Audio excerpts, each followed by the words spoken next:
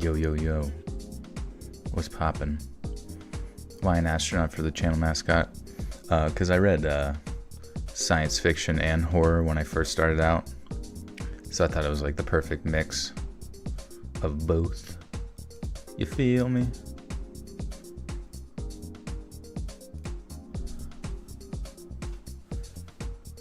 Paramedic trying to get through this 12-hour shift. Much appreciated stream. Oh, yo. Much appreciated. Paramedicizing the populace. It's a tough job. First responder stuff ain't easy. In my opinion, first responders got to be like as on point as a doctor, you know. And I feel like you learn a lot, you know. You learn almost as much as a doctor. At least at the very least, you're, you know, prepped and ready to go to nursing school or become something that makes more money. Honestly, I think paramedics should make more money than they do. Just got back from the ER, so might have the mod down, Jolie Polly. Oh, I'm sorry, Lynn. Hope you're doing okay. Have you seen the famous Craigslist ad for the 1999 Corolla?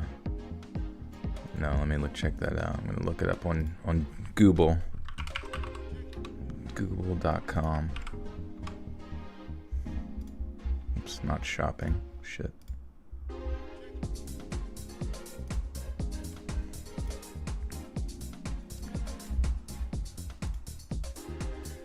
You want a car that gets the job done? You want a car that's hassle-free? You want a car that literally no one will ever compliment you on? Well, look no further.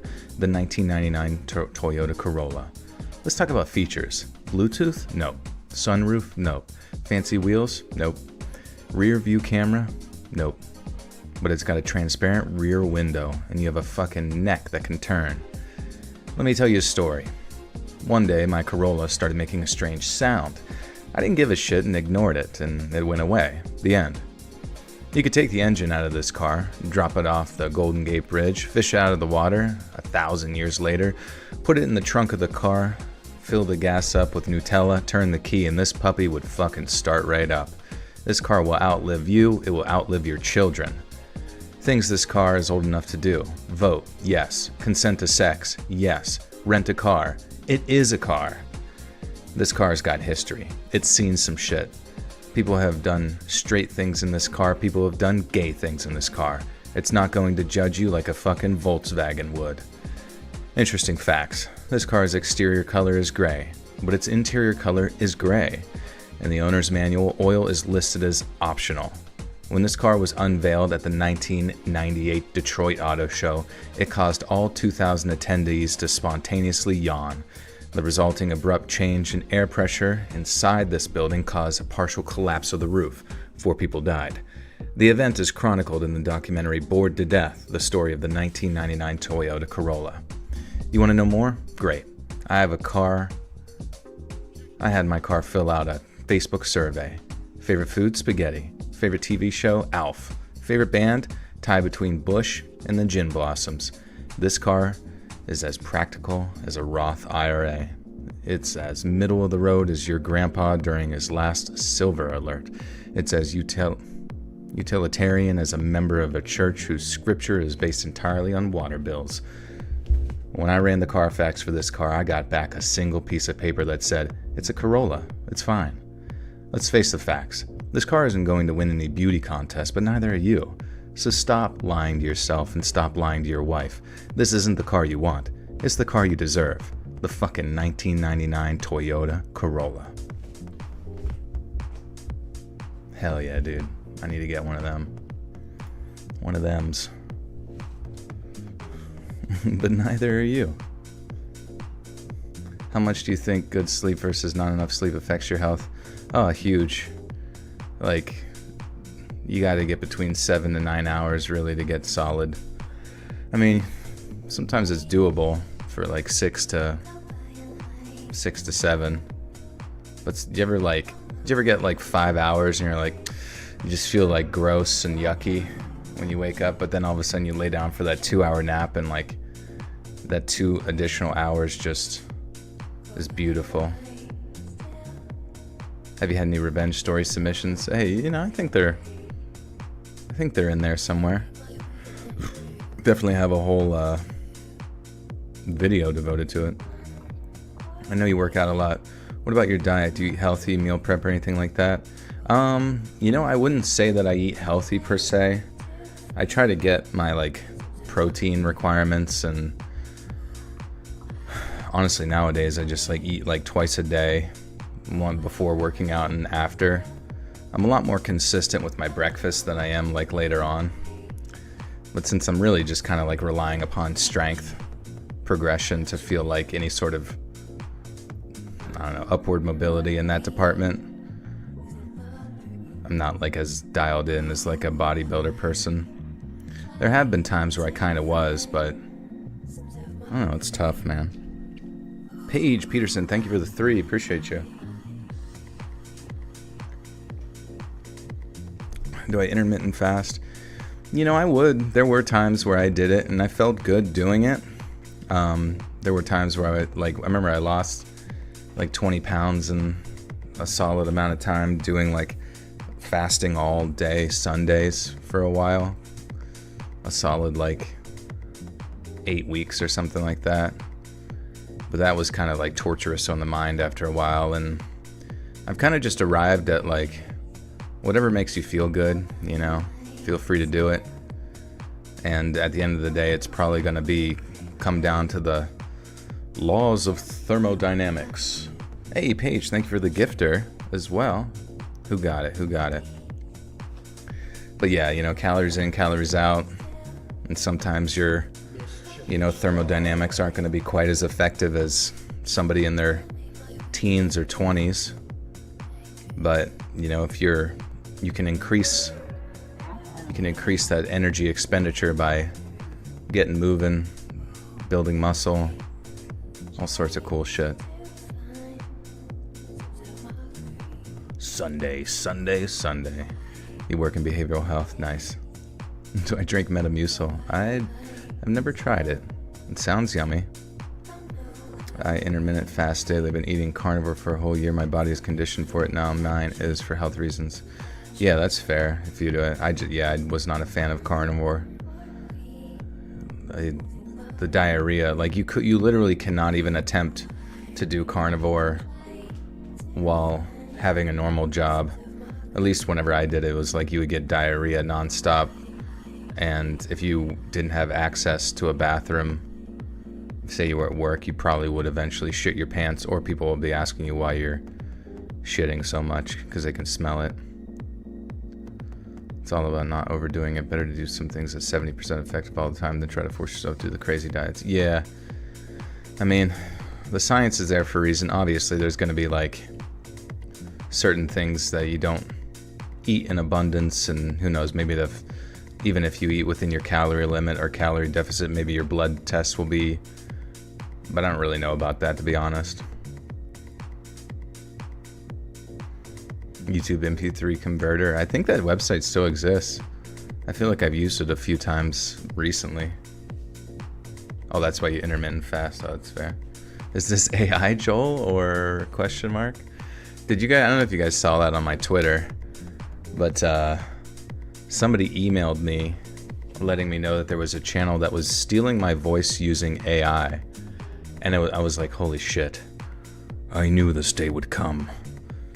I knew that I would come this day. No, but basically they made my voice,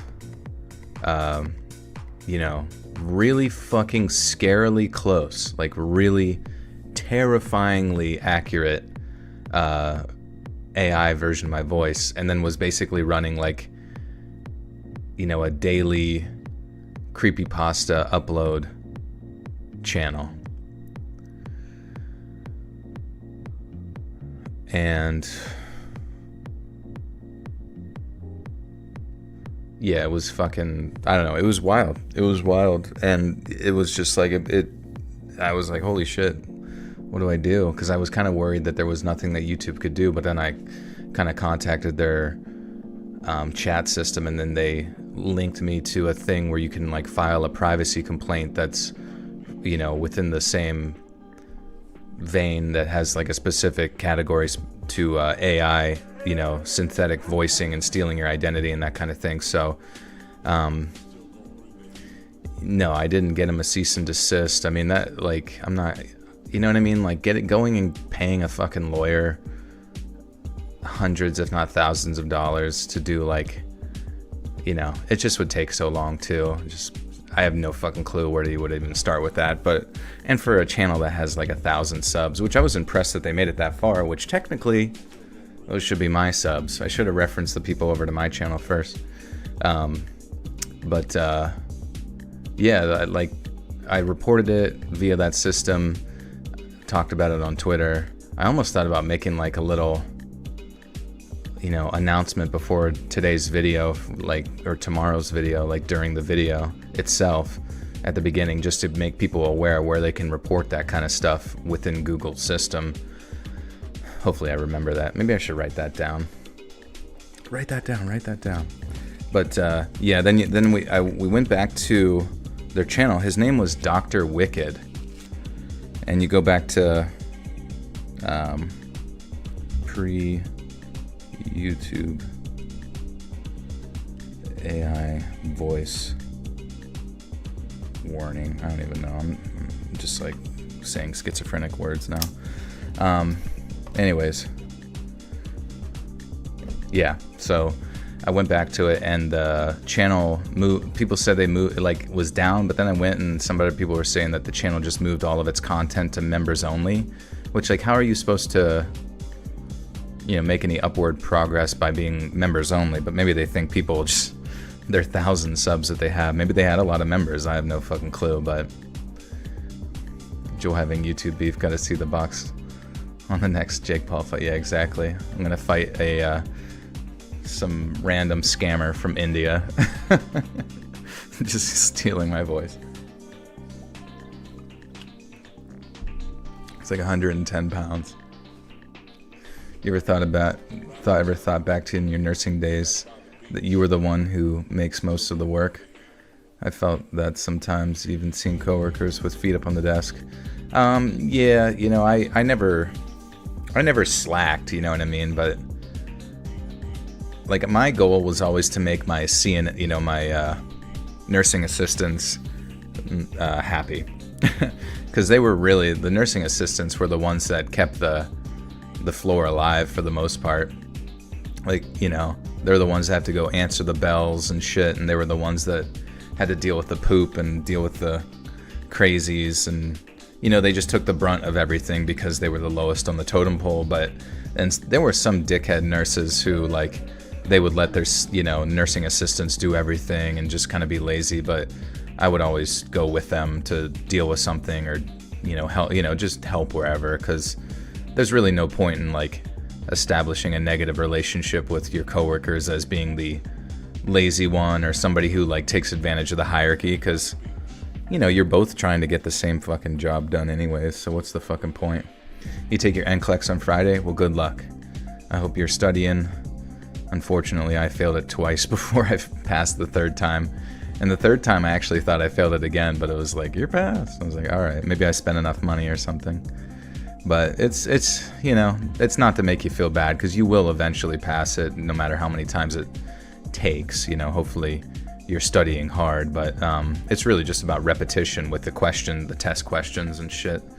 It's just a pain in the wiener, you know, if you have to drive somewhere and do a test at like fucking 7 a.m. or whatever it is.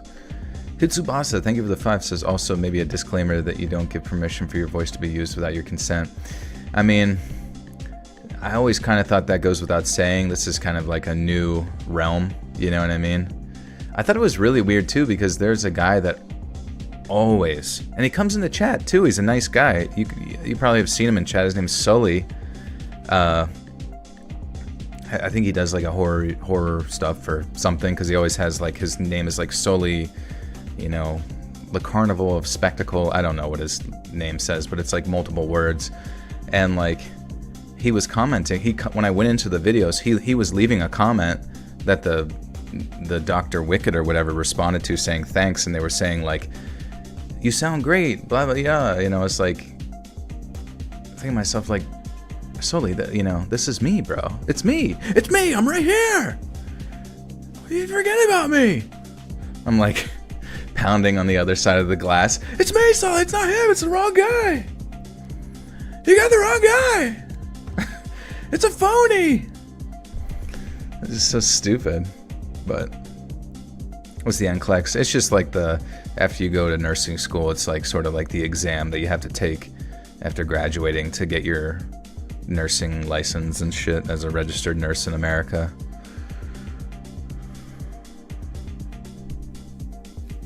There's a Dr. Wicked on X. He has a photo. Wonder if that's you. Beer. Oh no, definitely not me, brother. Let's see. Let's look him up.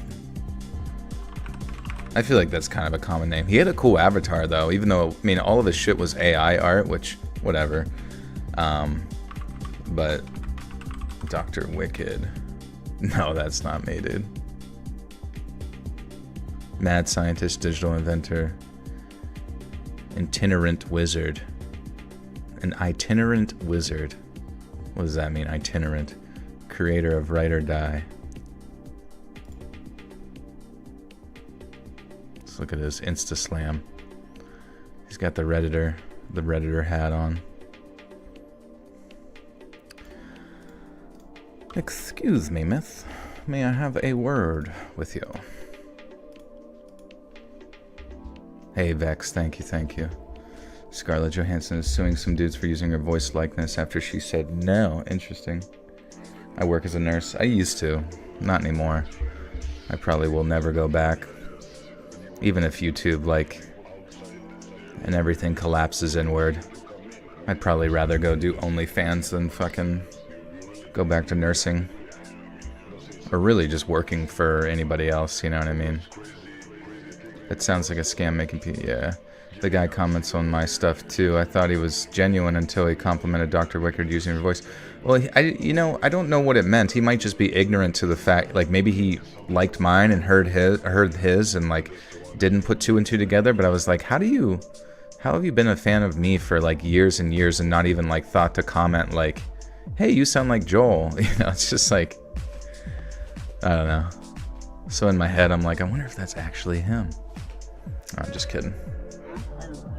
Paige Peterson with the 5 says, have you heard of Mr. Nightmare? He does stories. No, I never. I think I've heard of him. Sounds familiar.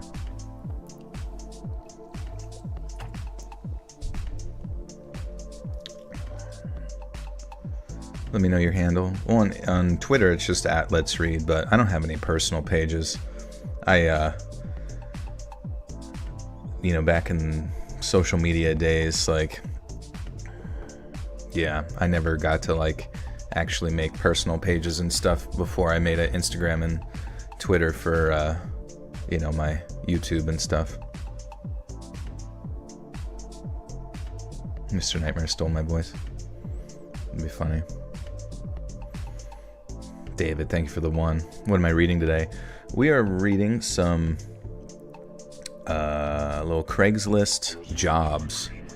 So people got jobs using Craigslist. It's kind of an interesting topic. But also, remember last time the stream froze? You could still hear me, but... So I'm really hoping... There was an update on OBS. I'm hoping to God that it...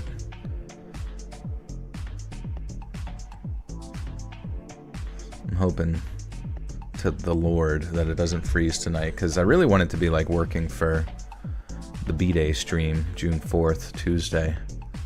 What time should we start? Should we start at like 7, 8 p.m.? Tina Patterson, thank you for the big 15. Says thank you for all your stories. Thank you. And you are welcome. Good to see you. Appreciate you.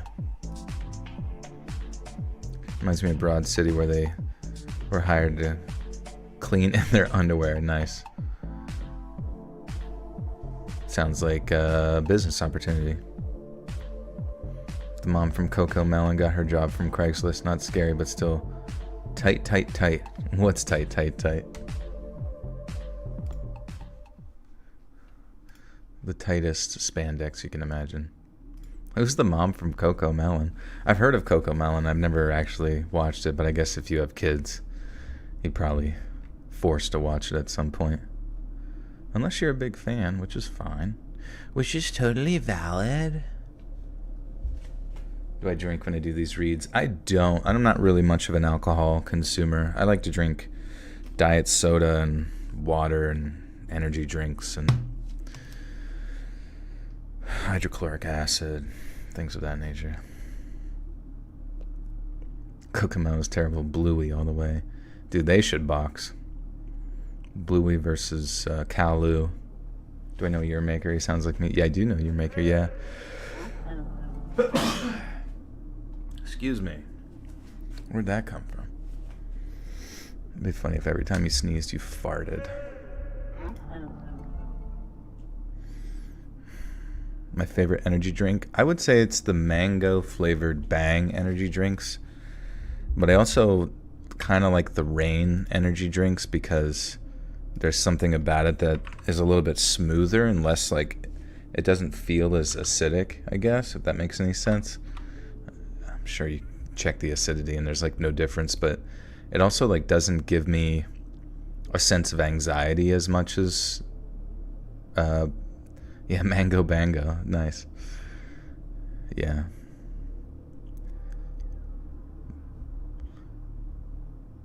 Followed me on X. I appreciate that. Formerly known as Twitter. I hate seeing that in like articles all the time. Formerly known as Twitter. Like they gotta say it every time. It's like, alright, we fucking get it. Stevia, sweetened orange, pomegranate, Celsius. Nice. I feel like if I drink an energy drink, it's got to be a lot of caffeine at once. Joel, describe how your gamer sips flavor would taste like. It would have to have like milk in it. I feel like some sort of coagulated cream. Not telling you where it's from though. It says on the can that you have to shake well before chugging. You have to shotgun it. It won't open unless you shotgun the bottom. It's like too tight. It's like a pressure release valve. What's up, Knox?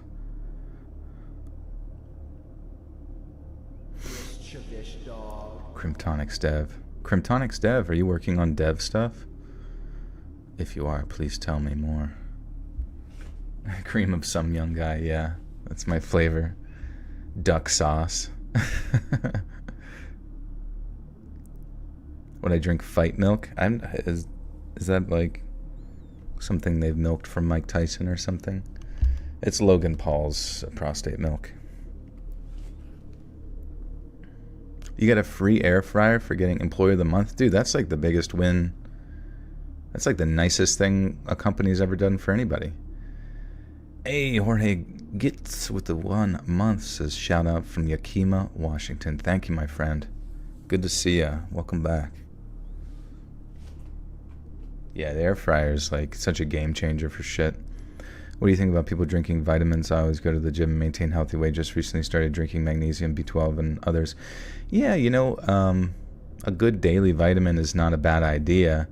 I guess there's probably videos you could watch that people will be like, oh, you just piss most of it out, or it's a waste of time, or whatever.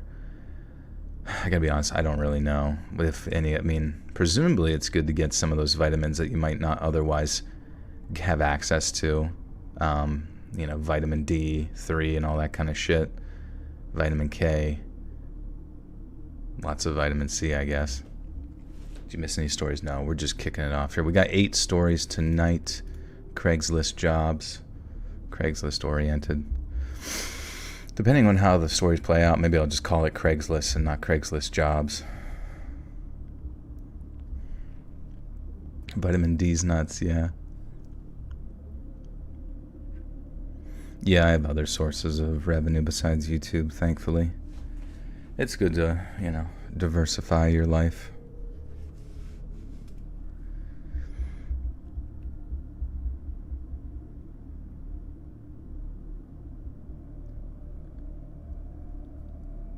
Not long ago, I decided to listen to a friend of mine about picking up some babysitting jobs from Craigslist. I know that seems weird, but I was surprised at how many postings for that type of work were on there. Ordinarily, I wouldn't have needed the job, but at the time, I had just broken up with my boyfriend, and I didn't think that I was going to be able to pay my rent. This seemed like the easiest way to make some money. It helps that I used to babysit when I was a teenager, and my brother has 2 small kids, so I felt like an expert in the field. After all, how hard could looking after some children for a few hours be? I set up a job after... Fuck, man, I should not be drinking this diet soda bullshit. We'll just switch to water. It creates like a little histamine effect in my nose, which is not smart, folks. Busy being drunk, Liz. Again?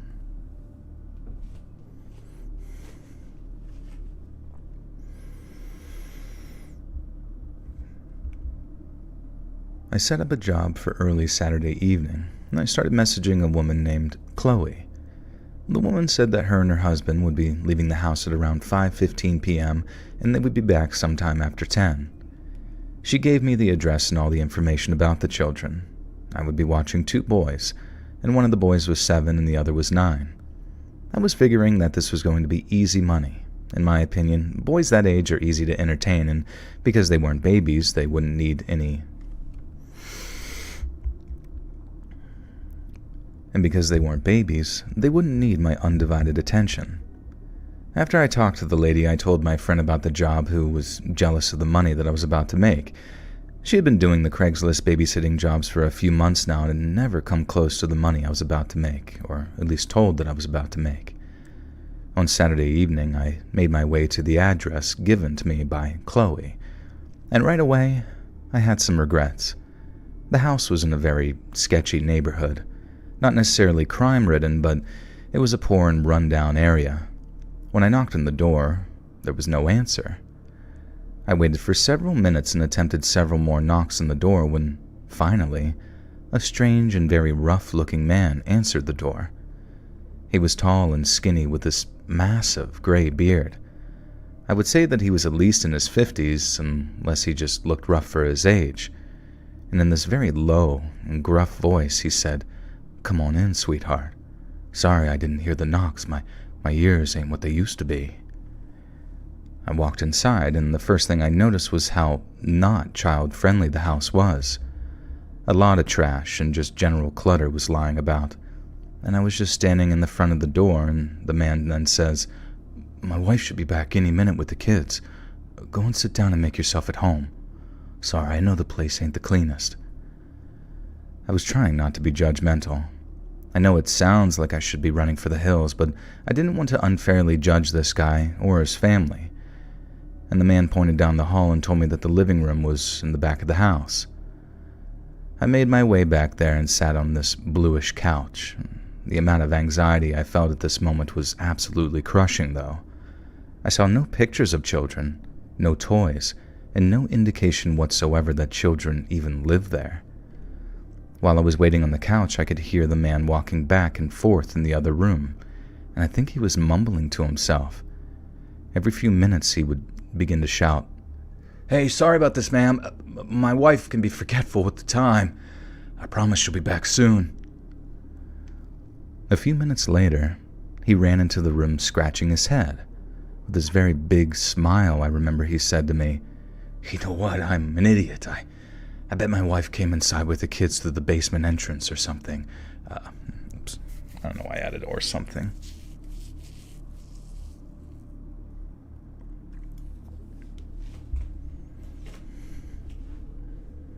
Did he just hit a vape? I did not, no.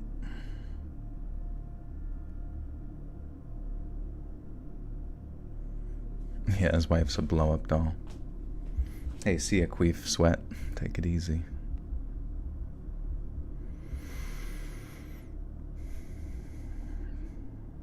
Did it sound like I was hitting a pendulum? What did I do?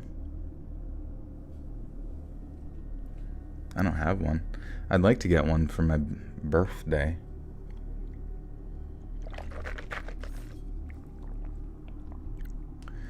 What's up, Sarah?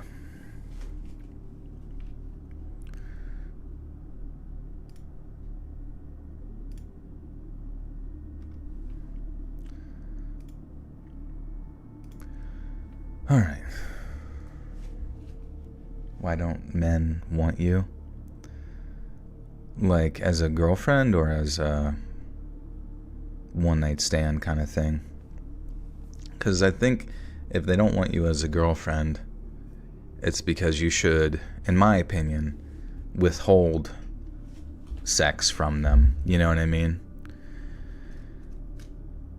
Because you get hurt, you know, and if that's all they want, which, you know, it's sort of just innately in like a man's sort of biology to desire those type of things, I think it's best to just like protect yourself from that kind of stuff and, you know, find someone that's, you know, long-term oriented and kind of have more respect for yourself.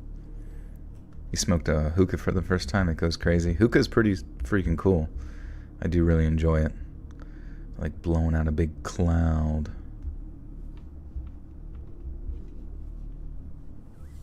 Men are evil. You know, I wouldn't say men are evil. You know, I feel like that's kind of too much of a generalization, because somebody else might sit there and say women are evil or whatever for engaging in, like, you know, divorces and stuff. It's just, you have to sit there and think, like, people are, like, human beings are geared towards different things, like within the sexes, you know? Men want to be Genghis Khan, and women, you know, prefer playing Nintendo all night. No, I'm just kidding. You know what I mean? Like, women prefer relationships and security and all that kind of shit.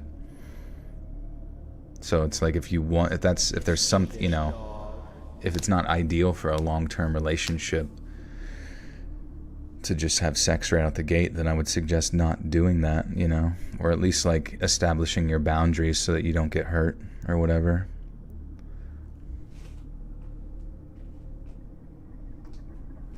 That way you won't, you know, you won't even like tempt them with the process of like, you know, ghosting you or moving on or whatever. Elvis, welcome back for 19 months. Says mosquitoes are evil. Mosquitoes are evil, yeah. Especially the ones that I injected with various biological diseases. Used to have a lot of Craigslist hookups. I realize now I was so lucky not running into crazy guys. Jesus Christ. I feel like Craigslist hookups is like goes kind of hard in a bad way, because like with Tinder, it's like that's not ideal, obviously, the hookup culture there. But I feel like just the idea of like, it's almost like going to one of those like power poles that are like made of wood in your neighborhood, and then just like stapling like a picture of yourself that just says like, I'm trying to have anal sex, call here. And it's just like anybody, which granted, I guess does get the job done. Is probably a lot, you know, more straight to the point than Tinder.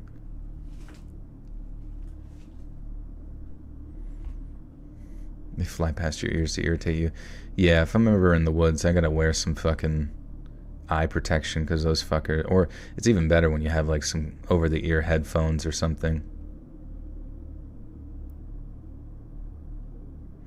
How do you know who's a bad man/female? Well, that's the thing. It's all subjective. Like, whoa, shit, what the fuck? Ooh, not me. Not this person who just donated. They're good. Samira with the big 40. Holy shit. Says, appreciate your readings from Nicole, aka Samira. Thank you, Nicole. Appreciate you. Really big. Came out of nowhere with that one. Thank you, thank you. Very kind. But yeah, evil. I mean, like, if evil is somebody that you like hook up with and they don't want to date you, that's not evil. You know what I mean? It's just not your ideal outcome. Like, or if like evil is somebody that like you married, didn't sign a prenup, and then they took the kids and, you know, now force you to pay alimony and child support and all sorts of other shit. that's not ideal either, but it's not necessarily evil. It's just that, like, it's the opportunity presented in front of the biological creature. Like, the biological human wants the best for themselves and their progeny, so it's like the biological male wants to come and make a baby, to procreate. Like, it's just in the hormones or whatever, in the brain. And then in a similar fashion, like, sometimes a biological female wants to get out of a situation, but also secures the resources on the way out. And it's just like, but, for their offspring or whatever, I know it sounds kind of like overly simplified, but it doesn't necessarily make them evil per se. It's just like you have to communicate with the other human beings. That's why we develop language, so you can say, like, hey, I'm not fucking you on the first date, or hey, I would prefer that you sign this prenup. You know what I mean? Like, just the more you talk to your partner, the better things probably will turn out. You know what I mean? Amy with the 10 says, what do you think of a 43-year-old man that won't commit but won't go away either? I have a guy that keeps popping up still after 4.5 years, even after my boundaries are set. It's so annoying. Won't go away. Interesting. Well, I mean, the fact that he won't commit either kind of sounds like you're allowing him to, and it's okay. I understand the temptation. You know what I mean? If you find somebody that you like and you want them to commit, but they won't, but the, quote unquote, won't go away. Unfortunately, what it sounds like there is that you just have to cut that off. You know what I mean? If that person doesn't want to settle down in a situation, in a relationship with you, but you're allowing them to come in for the temptation of sex or hookups or whatever it is, it's not healthy for you, if you're feeling bad about it. So I would just say, just to not tempt yourself, because obviously, sex is probably still fun for you as well or whatever. I would just block the number or send a goodbye text or whatever makes you feel closure in that situation, so you can just, stop extending, the negative process, the negative loop, the negative feedback loop.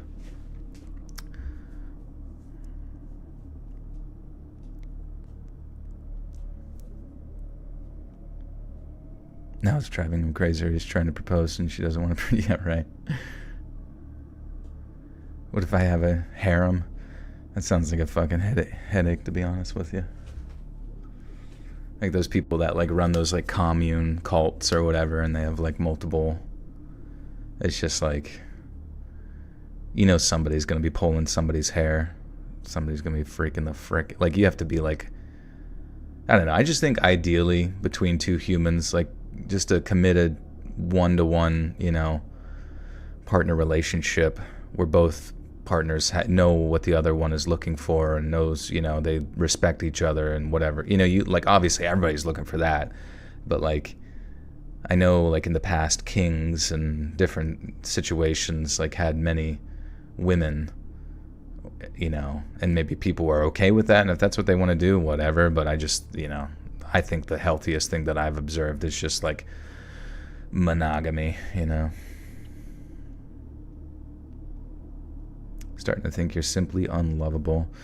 No, I don't think so. I mean, maybe you just need to take some time for yourself as well. Like, don't date for a while, and go work out, go pursue your like art. You like art, if you like to go painting or fucking make pottery or some shit, or hang out with the gals, you know what I mean? Like, go travel. What if you went and traveled somewhere and enjoyed life in another, you know what? Maybe it's Western men. Maybe you would be happier with a guy from, well, not France. I think people from France are not super nice, but maybe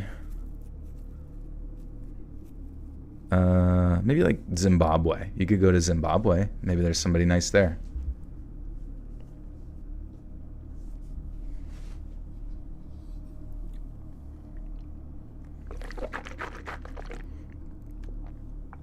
Yeah, just swallow the date whole. Unhinge your jaw and consume them after you have sex with them.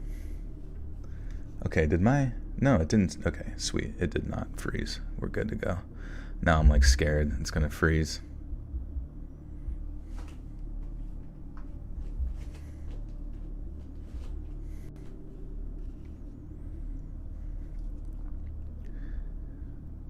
With this big smile, he said, "You know what? I'm an idiot. I bet my wife came inside with the kids through the basement entrance. She's probably waiting for you down there. Nobody uses the front door that you came in. The basement's right over there. Why don't you go check it out, and I'll meet you all down there in a minute." He stood there like some scarecrow, pointing to a door on the far side of the room.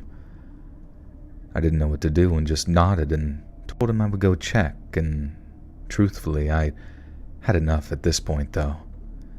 He smiled and in this very unsettling voice says, "Oh, that's great. I'll see you in a second, sweetie." And then he walked back into the front door. Back into the front door? What does that mean? Like out the front door?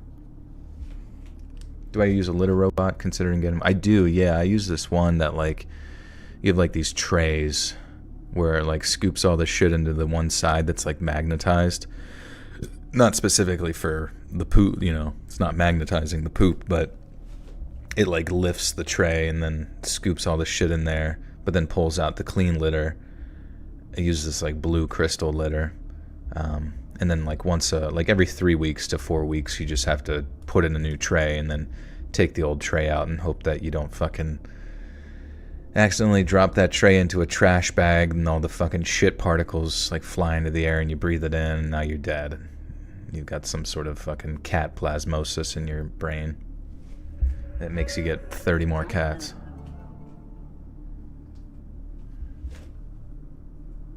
Does it clog when I use it? When I shit in the cat. Yeah. That's the tough part about those things is they don't tell you it's not made for... Like, they don't tell you can't share it with your cat. Like any other litter box, They used to let me shit in a litter box back in high school. There was no issue then. But then they make this bullshit that's not human friendly.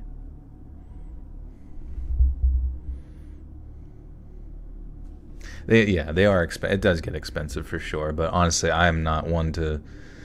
I think it's a worthy investment in, like, the daily things that you have to do in your life. Going up and fucking cleaning some other creature's, like, fecal matter out of a box is not one of them for me, which is pretty fucking dope. Been a long time fan of Joel and Littree. Oh, thanks, Traz. Good to see you.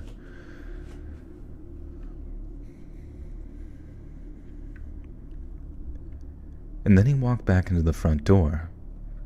I opened the door to the basement out of curiosity, and it was obvious that nobody was down there. The lights were off, and the smell was just horrific when it hit my nose. There was no chance I was going to go down there. And while staring into the dark basement, I heard that he was still bumping around in the front room, and without thinking, I ran as fast as I could toward the front door that I came from. Once I hit it, the door was locked. I quickly unlocked it and ran for my car. As I opened the car door, I could hear him yelling from inside the house, but I didn't look back. I started backing down the driveway, and I could see him running out of the house, waving his hands back and forth. And thankfully, by the time he reached the driveway, I was already flying down the road. I almost didn't call the police because technically I was physically fine and maybe even overreacting. But after calling my friend, she convinced me to call the authorities. The authorities.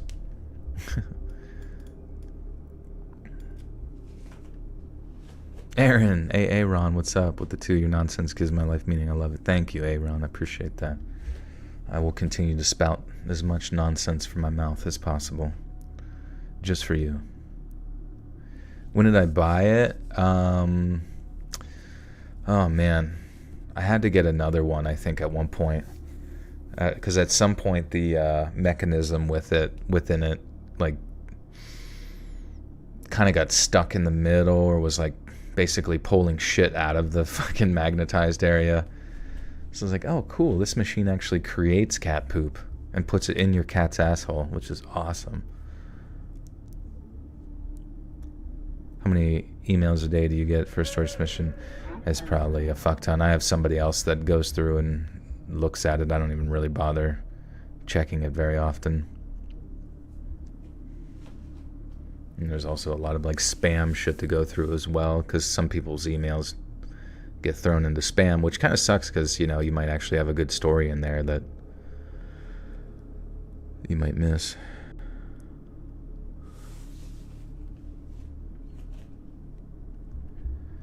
But after calling my friend, she convinced me to call the authorities just in case. After the phone call, I had no idea what had happened. The dispatcher on the phone told me that they would take it from here and that was the end of it, at least on my end. Maybe there was a wife and kids. Maybe this was just a poor family that I just very unfairly judged. Maybe there really was an entrance to the basement that his wife used instead of that front door. But honestly, I'd rather look like some crazy jerk who judged the family than potentially be the victim of something very much worse. The unnerving nature of the situation told me to run, and I stand by that gut feeling. That very well could have been the best decision of my life.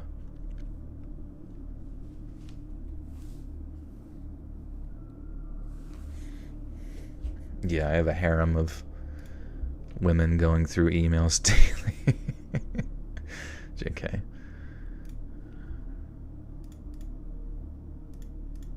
Just locked in my basement. On like a bunch of like typewriters and switchboards and shit, kind of like John Wick. Remember that one? Get to work, we need some spooky stories about Craigslist. Yeah, I'm the good Andrew Tate. I'm the good one. I'm the good human trafficker. I'm an ethical mover of... I prefer the more PC term, mover of folk.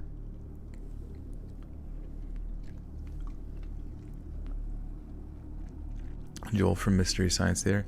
I didn't know there was a Joel on that show. That's kind of freaking based. What if you don't want to let go of a relationship, but you're both toxic to each other? I don't know, dude.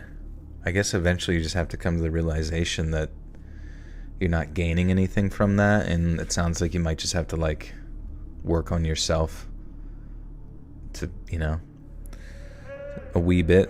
You have to just, like, sit down, close your eyes, maybe sit in a room, no cell phone, no fucking 5G Wi-Fi or whatever, it doesn't matter. But, you know, you just sit there with a little notebook in a room, and maybe you don't even have to write it down. Maybe you just sit there quietly and think in your head, what do I want for my stupid fucking future?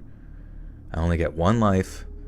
Do I want to sit there and waste it talking to dipshit all the fucking time and being rude back and forth because I'm addicted to, like, negative reinforcement and weird dopamine hits like that? Or do I want to go to Germany and maybe take a fucking cooking class and feel empowered because I now can take the creative thoughts in my head and manifest them into reality? That sounds way cooler in my opinion than Liz farting. Nice. Liz, I can't believe you just said that.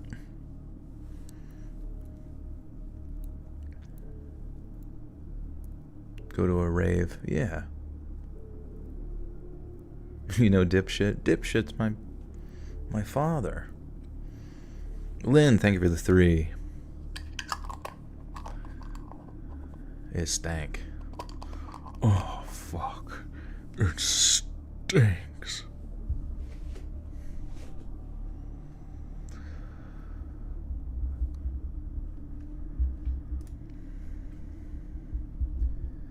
I'm sure we've all made some stupid mistakes when we were in high school. Sometimes it's not even you who makes the mistake, but just by joining in with your peers, you can find yourself in a very bad situation. When I was in high school, my friends and I would visit Craigslist and just roast all the weirdos we would find. Trust me when I say there is a lot of weirdos on Craigslist. One night, my friend group let things go a little too far, though. We found an ad from a guy who was looking for a woman to come over and massage his feet. Yeah, some weird stuff right out the gate there. And we all pretended to be the woman named Molly, and we started messaging this guy from a fake email account that we created. This was before the whole catfish phenomenon was talked about, but we were basically doing that same thing. It just didn't have a mainstream name yet. Even though this guy was a creep, we were still in the wrong for leading him on and pretending to be something we were not. My friend Dan was pushing the envelope, though. He was flirting and saying some things that he should not have been saying, and it was only a matter of time before this man sent us his address. Everyone started laughing, and I also laughed, really not finding it that funny, finding it very weird, but I did just want to fit in. But I just wanted this practical joke to end, to be honest, and I hoped we could arrive at that. Dan wasn't ready to let the smoke. Who's my pick for the Indy 500? Probably Dale Earnhardt Jr. Joel's whole reveal. Interpret whole how you'd like. It's just like a stab wound. Check it out, guys. There's a kid together that complicates. Yeah, I guess that's tough. You kind of have just to deal with it. Just gotta deal with it.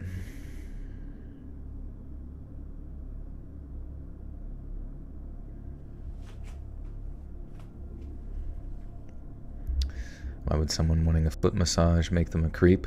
Dude, that's what I'm saying. Everybody thinks I'm a weirdo because I'm asking for it everywhere. You don't need to be certified to do feet. That's why I tell people. How do I get through a story without the peanut gallery hollering at me? It's tough.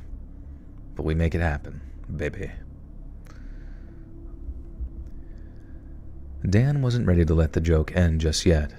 He wanted to visit the creep's house and actually try and get a glimpse of the man. I very much voted against this, but Dan peer pressured the group, and before I even knew it, we were in the car and on the way to this weirdo's house. The car ride was mostly quiet. The car ride was mostly quiet, other than Dan trying to get us fired up for the occasion. It took us about 15 minutes to get to the neighborhood of the man looking for his foot therapy, as he put it. And it was a pretty rough part of town, I remember. Definitely the area you don't want to be wandering around in after dark. It was clear that everyone was now regretting this decision except for Dan. We all thought that we were just going to drive by the house and then head back, but he had other plans. We stopped in front of the house, and while we were stopped, Dan opened the door and started making his way to that guy's front door. And we all started freaking out, trying to get him to come back into the car. Everyone except my friend who was driving got out of the car and tried pleading with Dan, and I remember even forcibly trying to hold Dan back, but he just started pushing through. We were arguing, really whisper arguing, trying to not bring attention to ourselves, and Dan looked at us, and I remember him saying, "Listen, guys, I need to see what this freak looks like. I promise, once I get a quick glimpse, I'll just leave. What's the worst that can happen?" I was still against the idea, but I could tell that he won my friends over saying this, and not wanting to be the coward that I always was, I joined in as we snuck toward the house. I thought maybe Dan would peer through the window or something weird like that, but this absolute maniac went right to the front door. He really was a loose cannon back in those days. And without giving us any notice or any time to prepare or hide, he rang the doorbell. I remember my heart was beating so fast I was convinced that I was going to have a heart attack. Seconds later, this very short but very overweight man wearing a bathrobe answered the door, and we all froze.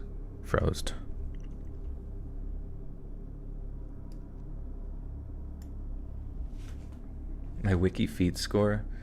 Probably like a solid 11 out of 10.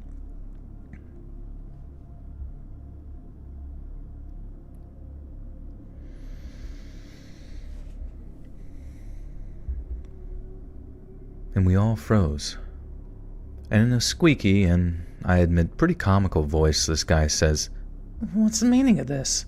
Where's Molly?" Dan made some very inappropriate joke or comment and then proceeded to call the man a freak. And we all just started laughing and just briskly walking to the car. I was incredibly anxious though, but Jesus, how many times does this guy have to say he's just trying to fit in? Like, we fucking get it, dude.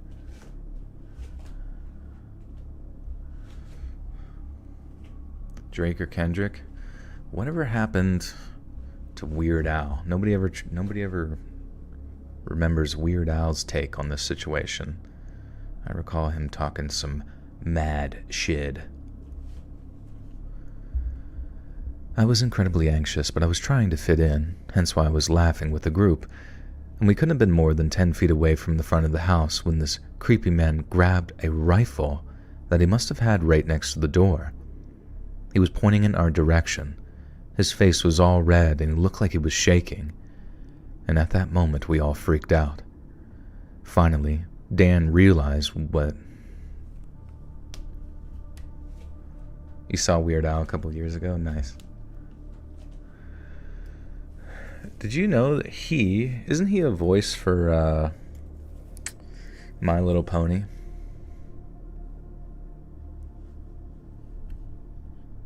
Doesn't he have a character in that or something?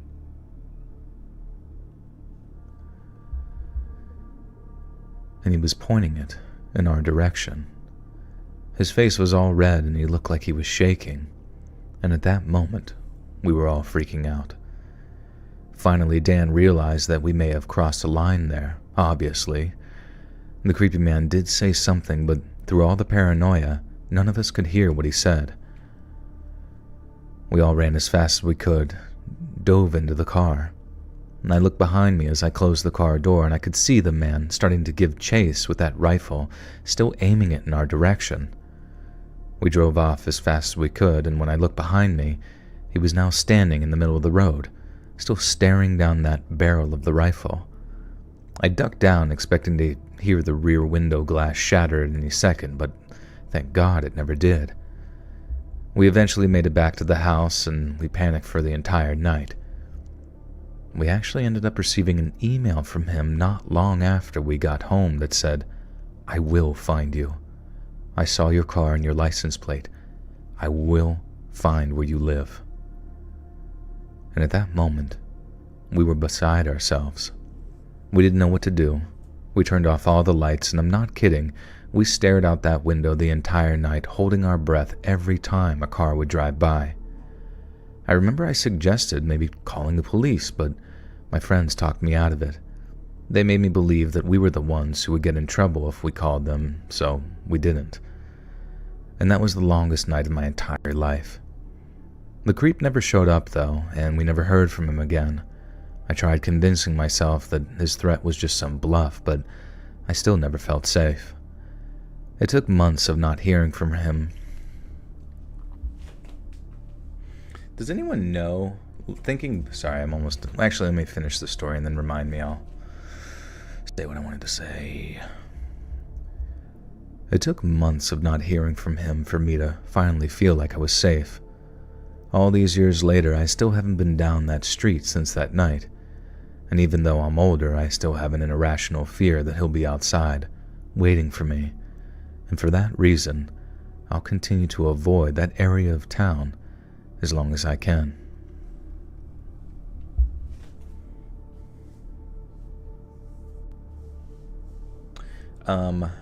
Yes.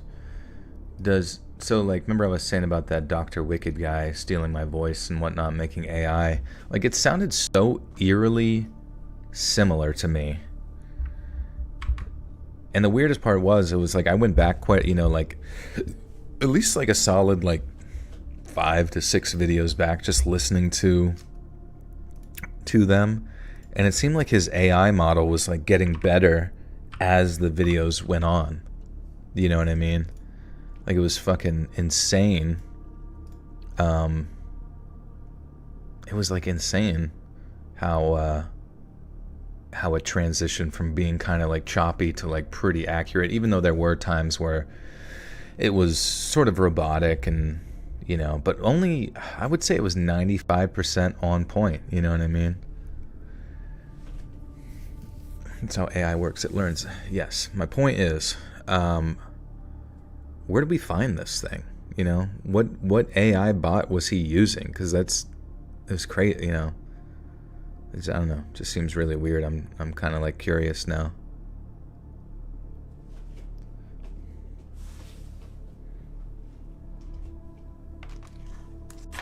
Effin' Don, what's good?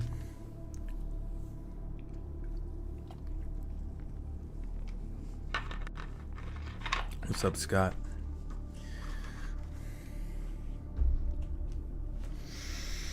That would be funny if, like, I wouldn't be surprised if they started incorporating, like, AI into chats just to, like, bolster people up. And it could probably hold a decent, like, nice person conversation.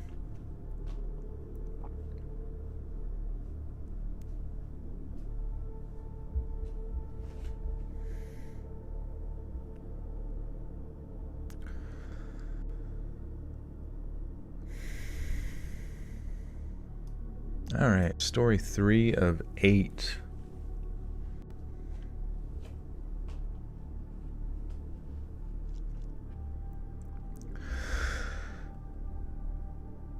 I want to acknowledge right from the start that I realize how dangerous a place like Craigslist can truly be. Even though there are tons of genuine and legitimate postings, I understand that it's still a hotbed of dangerous and horrible humans. I learned this for myself 10 years ago. Even back then, I knew that it wasn't the best place in the world, but I ignored how all the horror stories.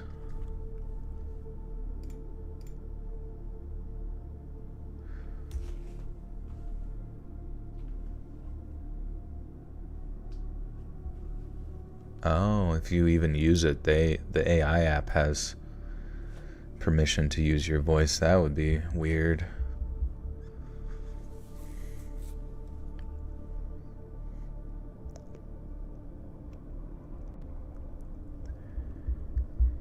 Even back then, I knew that it wasn't the best place in the world, but I ignored all the horror stories because honestly, I was having some pretty good luck on Craigslist.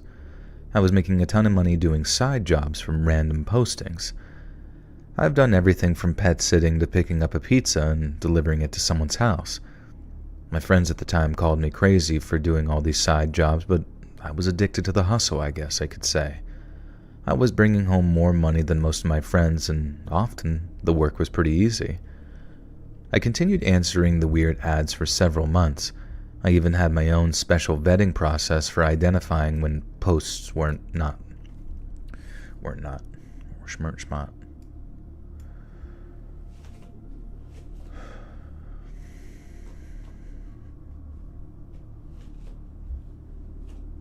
Chat GTP is recording you, that's why it's free. What do you mean? Like recording the conversations or recording my actual voice as we talk? I even had my own special vetting process for identifying when postings weren't legitimate.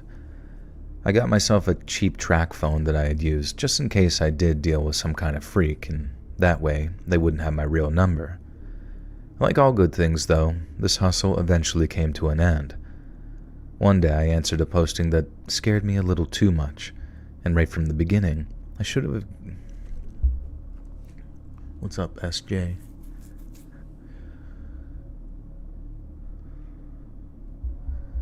Like all good things, though, this hustle eventually came to an end, and one day I answered a posting that scared me a little too much. Right from the beginning, I should have ignored the posting, and it said something along the lines of, a secretive gig for big cash. I don't remember exactly what the wording was, but I do remember that it specifically said big cash. And this kind of weird wording is usually some creep on the internet looking for something dirty, if you catch my drift. But like I said, I had a vetting process, so I wasn't going to pass up the chance for this big cash just in case this was legitimate. I clicked the posting, and of course, it was incredibly vague.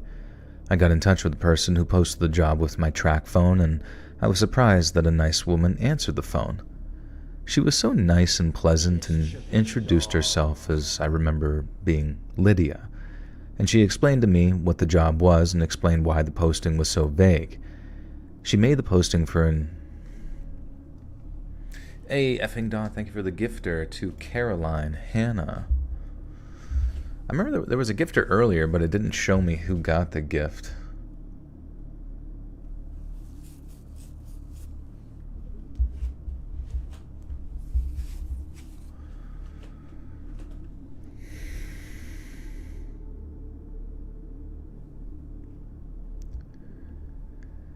She explained to me what the job was and explained why the posting was so vague. She made the posting for her elderly grandfather, and he wanted to maintain his privacy. He wanted someone to come over to his house and clean his guns. I told her that I didn't have a clue how to do something like that, but she told me that he would be watching over me, making sure that I do everything the correct way. She told me that she didn't include that information in the ad because she didn't know if it was technically illegal to post about guns on Craigslist. I also just want to say that for any gun people out there that may be losing their minds, remember, I didn't know anything about guns at the time, and I really still don't. I didn't know if you needed any sort of training to clean a gun, and I just assumed since the owner would be there, I'd be fine. And so, we agreed on the money and went to meet. And when to meet. Oh, and when to meet. Yo, Nick, what's good, dude? David, thank you for the one. Me in 2050 coming out to my parents as straight. Can you do a background in black tar? Like, what is it, black tar heroin? Or what do you mean?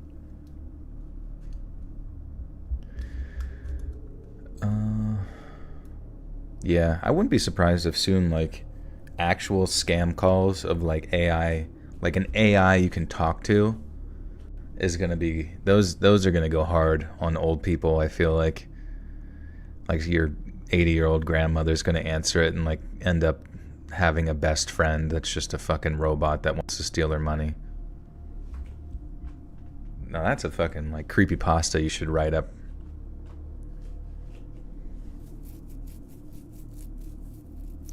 I used to work with AI 6 years ago, and they nerfed it hard. It covered everyone, but it got fucked up and would need tutorology to recover it. You know, I've kind of thought that, and maybe I didn't really understand what you're saying there, but I kind of understood what you were trying to say. Is like basically AI was like had forward momentum, but then it seems to have gotten like really muddied with all the shit that it's been feeding it, so now it almost like needs to be unfucked in a way. Like it's almost incapable of like moving too much further forward. I guess unless you're talking specifically about that specific program.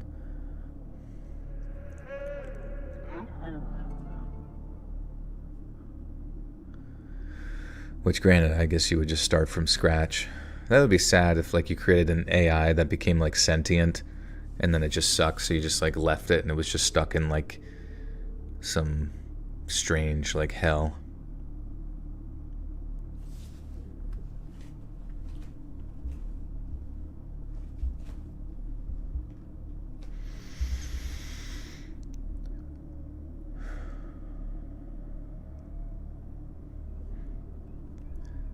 So we agreed on the money and went to meet, and then Lydia gave me the address. The day came and I made the drive to the address given. It was only about 20 minutes from my house, but it was still in a very secluded area. The house seemed to be old and beat up, and I knocked on the door, and an attractive woman answered. I pegged her to be in her early 20s, and she introduced herself as being Lydia, and I could tell right away from her voice that it was the woman that I spoke to on the phone. And just like on the phone, she was very pleasant. She guided me through the house, and it was honestly a very beautiful home. All throughout the house, it had that old-school wood finish. It almost looked like a cabin on the inside. As we're walking through the kitchen, Lydia told me that I could just throw my stuff on the counter and that she would take me to her grandfather. Because she was so bubbly and very chipper, I felt very comfortable and at ease. And without even thinking, I threw my purse right on the counter and continued to follow her down the hall. In the back of the house was a small room filled with all sorts of amazing war memorabilia. It was clear that this guy was a very decorated veteran. While I was looking at all the awards that this man had, I heard a loud slam behind me. Lydia slammed the door to the small room and stood standing in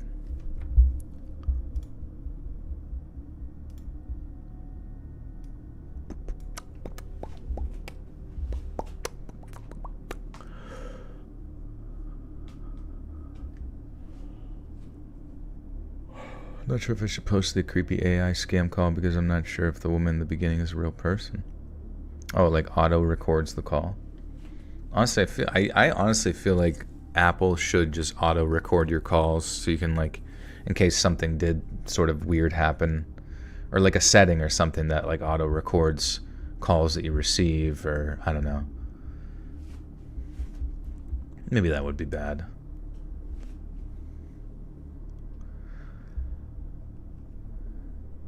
Lydia slammed the door to the small room and stood in front of the doorway. Next to her was a taller man, and unlike Lydia, he was not good looking. His face was dirty and his hair had that perpetual wet look, even though it clearly was not wet. I would have to say that he was most likely in his early 20s as well, and realizing that the situation I was in was not good, I just put my hands up in defense. It didn't matter though.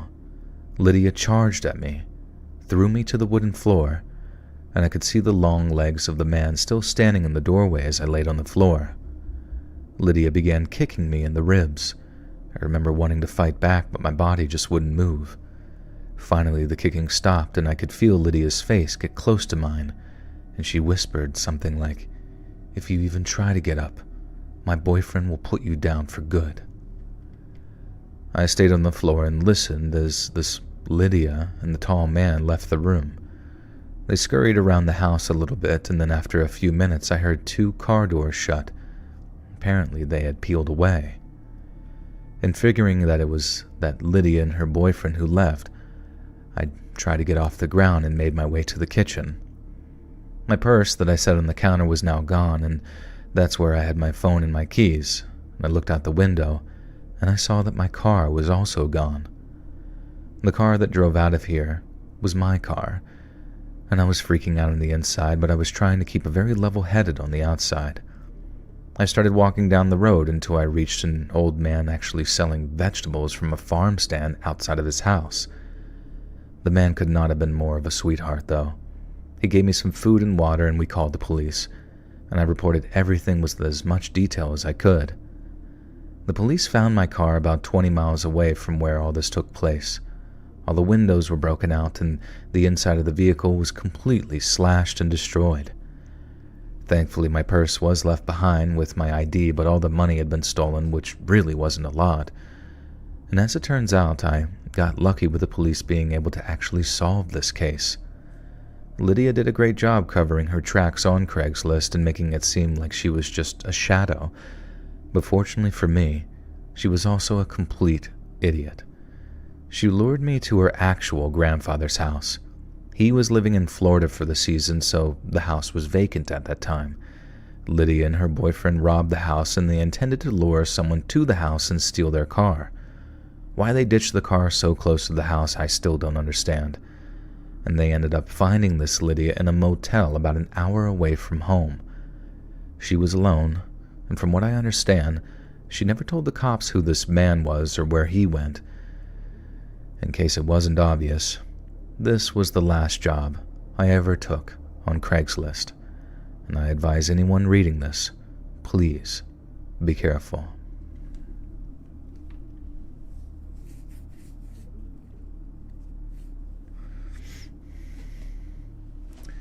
Joe, do you have the habit to buy what you eat each day of the week, or do you buy groceries for the week? I've been buying groceries almost every day, not junk food, just real food.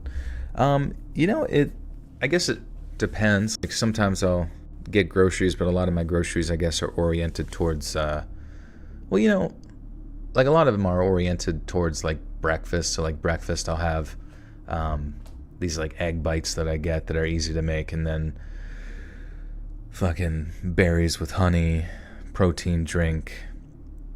I feel like there was something else. I can't quite. Oh yeah, a little bit of oatmeal. So it's like, that's pretty consistent. And then after like the workout, and then like later on in the night, I'll have like variations of just different like meat, protein, steak, whatever the fuck, and cook those at nighttime just to have some like variation. But there are times where like I might not have enough of something and have to go out and just like pick some stuff up, or I really have no qualms once in a while like ordering out. Yeah, my servant takes care of things. Once I let them out of the basement, they're just like so stoked to get to work.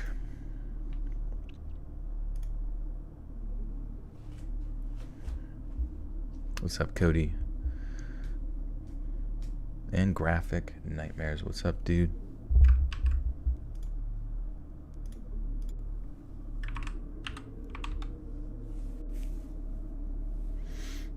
Does Pradeep cook? Oh, he's cooking. He's cooking something up in that litter box right now. He went to the grocery store like 2 times past year, and one was today to get cat food and salad. Oh, I was going to say, well, then how do you get your groceries? But I was like, oh, you order out. Never mind. I was like, you must have, in that, like, twice a year, you get, like, a fucking 6-month haul, which is kind of sick sometimes.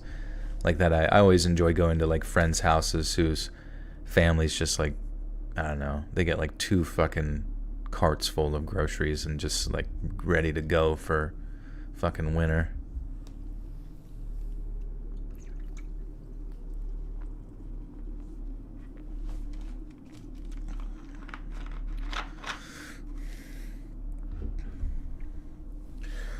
All right, story number 40. Hey, Mike, thank you. Good to see you.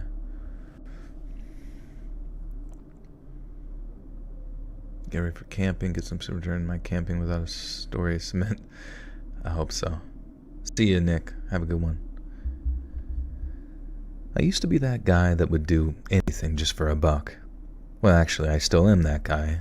I'm also someone who is lucky enough to be able to fix just about anything. I'm what you might refer to as a handyman of sorts, and so anytime I could pick up some side work for cash, I was totally in. I'm not really sure exactly how long ago this happened, but I was in my early 20s for sure. I'm 33 now for a point of reference, and at the time I was struggling a little bit to make ends meet. My girlfriend at the time told me about CRAIGSLIST and about how there is a chance to make some money there. I'd heard about CRAIGSLIST but never really gave it a shot. I didn't know that there was work posted there, though. Once I started exploring CRAIGSLIST, I found a lot of job offers. People looking for painting, yard work, and even plumbing. I was weighing my options and trying to find the best posting for me, and I ended up answering this post from a guy named Steve. He was really weird. Just my straight-up first impression of the guy was not great. He was middle-aged, short, and a little round. He had these huge eyes that bulged out of his head, and he was rocking that sort of horseshoe haircut. You know the one, bald on the top and hair on the sides. But weird appearances aside, he was going to pay me some pretty good money to basically build him a little room in his basement. Specifically, he wanted to finish a small chunk of his basement and make it a sort of man cave. We set up times where I could go and work for several hours at a time, and he would pay me after each session. The house itself was weird. It was a big house in a nice neighborhood, but the inside of the house was kind of gross and basically empty. It looked almost like a frat house, and even though the guy was middle-aged, in the basement... Oops.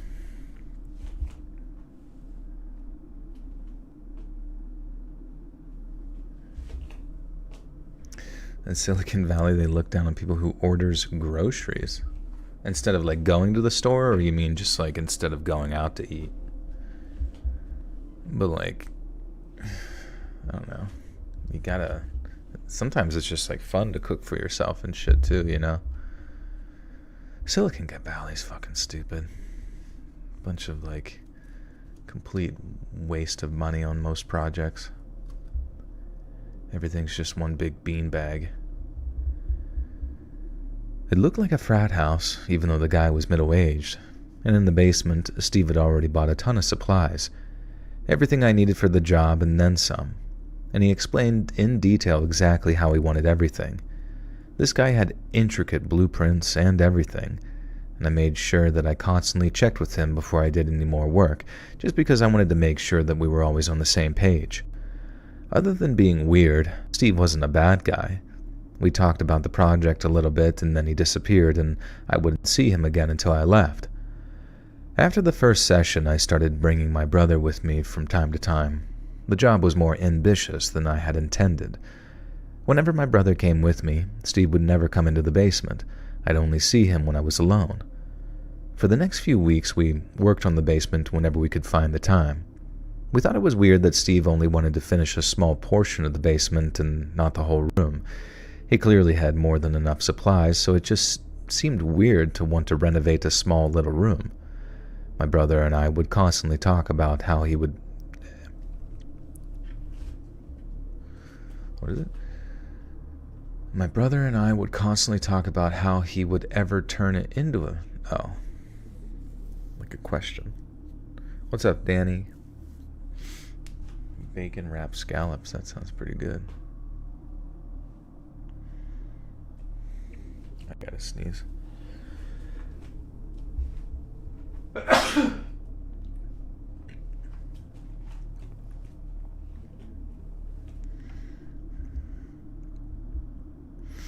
Right in the beanbag. My brother and I would constantly talk about how he would ever even turn this into a man cave. It was going to be so small that you would barely be able to fit a love seat in the room. But ultimately, the conversation always led to us not caring because we were getting paid. One late afternoon while we were there, I was finishing putting up a door for the small room, and I was proud of the little room that I had built, and the door was nearing the finishing touches. My brother was out in the truck just grabbing some tools and probably having a cigarette. Steve must have thought that I was alone because he joined me in the basement. He looked eager and excited as I was finishing putting up the door. I made some comments about the door being ready, and without notice, Steve kicked me in the knee and pushed me into the room, slamming the new door. Of course. Okay. 0 to 100 real quick.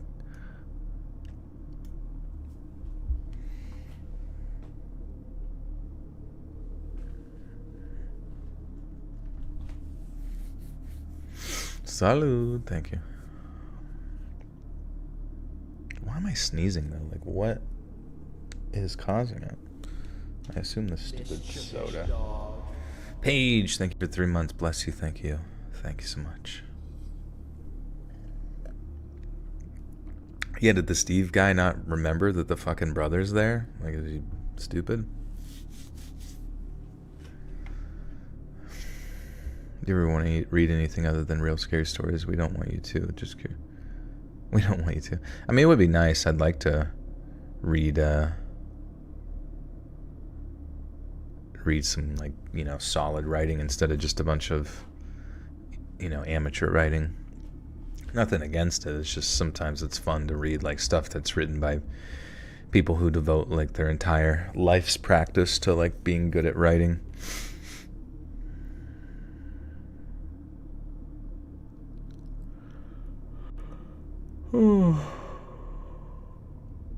Joel Hill, I have not, no. I did the Neolithic diet for 10 years, and now they say I still look the same, no aging. But now I drink like a fish and catching up. That's funny. What's the Neolithic diet? Finishing up some drawings of some ancient Egyptian gods. That sounds cool. Sounds like some furry stuff.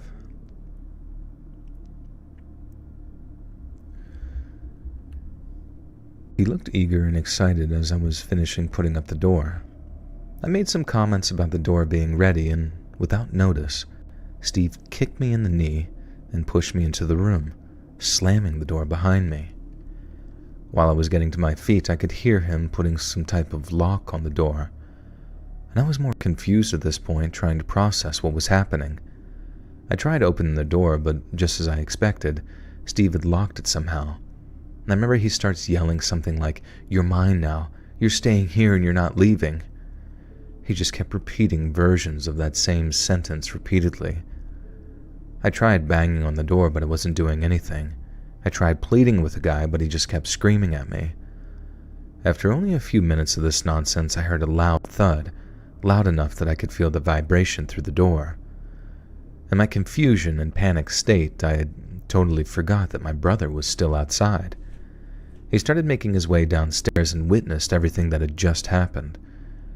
My brother wasted no time and hit Steve in the head with a wrench, and that apparently was the loud thud that I had heard seconds prior. While Steve was unconscious on the ground, my brother was able to find the key to the padlock in his pocket and also found 2 different pocket knives on his belt. My brother got me out of that room and we immediately called the police. And while we were waiting, my brother pretty much stood over Steve and made sure that he stayed unconscious. What was Steve's plan there? Like, why did that...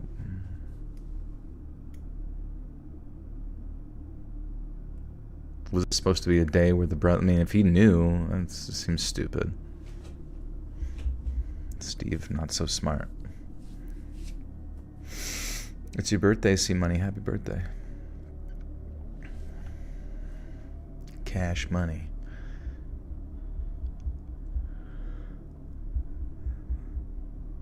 While we were waiting, my brother pretty much stood over Steve and made sure that he stayed unconscious.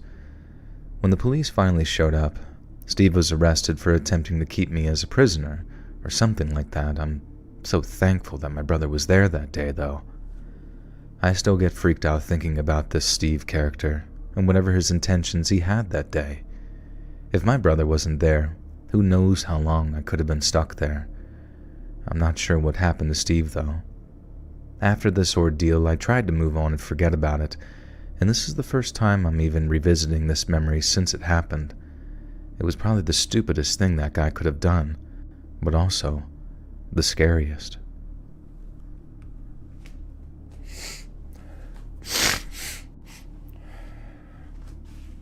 Like, the brother was there working on the project the whole time, you know?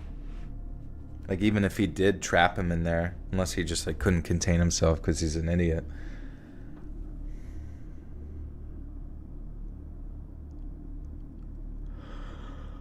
Oh, yeah, rubs lotion on skin.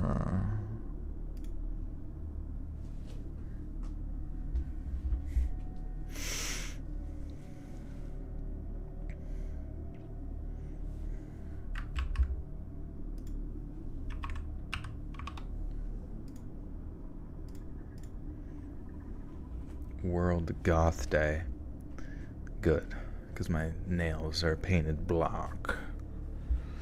Black like my butthole. I've got a gothic asshole. Okay. Back in the mid-2010s, I had some pretty good luck doing odd jobs on Craigslist. They were mostly landscaping jobs that paid decently most of the time, and my full-time gig allowed me a lot of free time, so this was a great way for me to make some side money and also be outside. On Monday, I answered an ad for a landscaping job. What? On Monday, I answered an ad for a landscaping job on a Friday. Okay, so like you do the job on a Friday.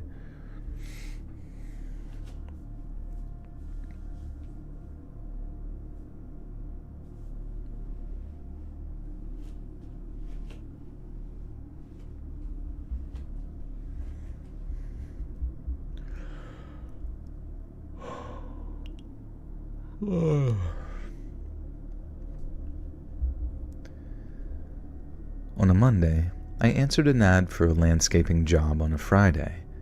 I started communicating with a woman, and we eventually exchanged numbers, and the way she was texting seemed almost flirtatious. Her name was Tracy, and after she told me about the job, she continued texting me, asking very probing questions like, "How big are your muscles? I hope you're able to lift all this mulch." And she would accompany all these messages with some smiling emojis. At the time, being a single guy, in my early 20s, I loved the attention. I have to say I'm not the best at picking up the signs though, but I felt like it was obvious at this point that she was flirting with me. I started to roll the dice more with my messages back, and I tried to see how far I could take the conversation without going over the line. It was becoming clear to me that there was no line though. We texted that entire night and continued texting throughout the entire week. It was crazy, I admit that, but the weirdness of the situation was kind of hot for me. But in the middle of the week, the flirting evolved into something much more personal. She started sending me pictures of her posing in the kitchen and doing that duck face. I don't even know if girls still do that, but back then, all the girls did the duck face. We started sharing details about herself, and she told me that she was divorced and now single. She said that she was 37 years old, and I loved the idea of talking to an older woman, just as she admitted that she loved talking to a younger guy. We texted nonstop for days, and we even made a plan for Friday night after the landscaping job.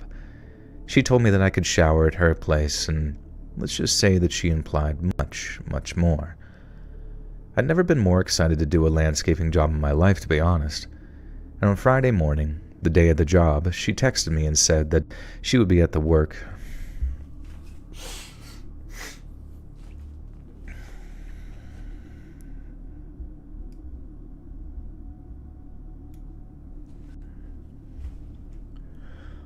My bag, baby.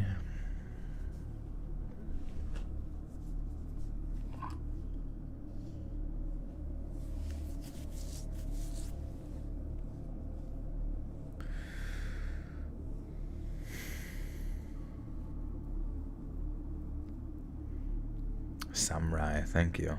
Good to see you.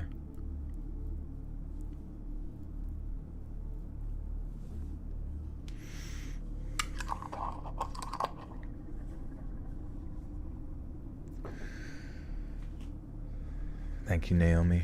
What's happening? Yeah. On Friday morning, the day of the job, she texted me and said that she would be at work when I got there, but everything I would need was in the backyard in the shed.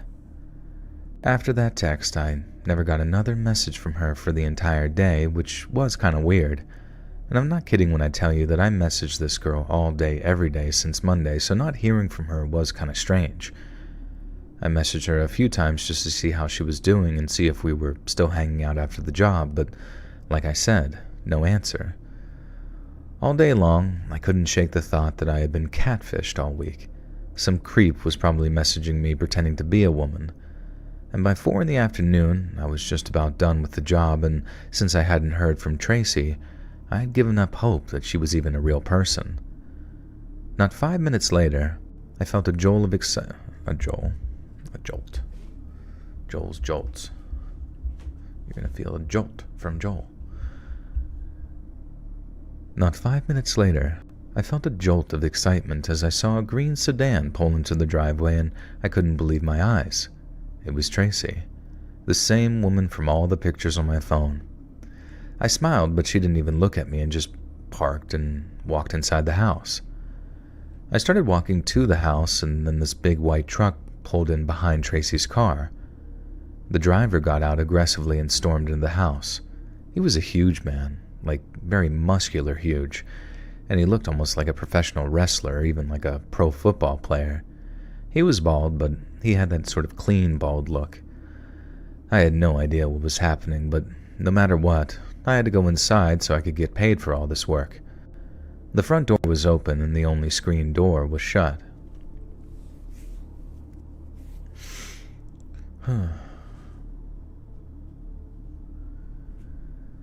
The front door was open and only the screen door was shut. I sort of shouted through the screen that I was finished with the work and that I was coming inside to meet Tracy for the payment. I entered the screen, and as I walked a few feet into the house, the large man moved in behind me, standing in front of the screen door. Tracy emerged from the room in front of me, and in a very hysterical voice she shouts something like, "That's the guy, babe. That's the guy."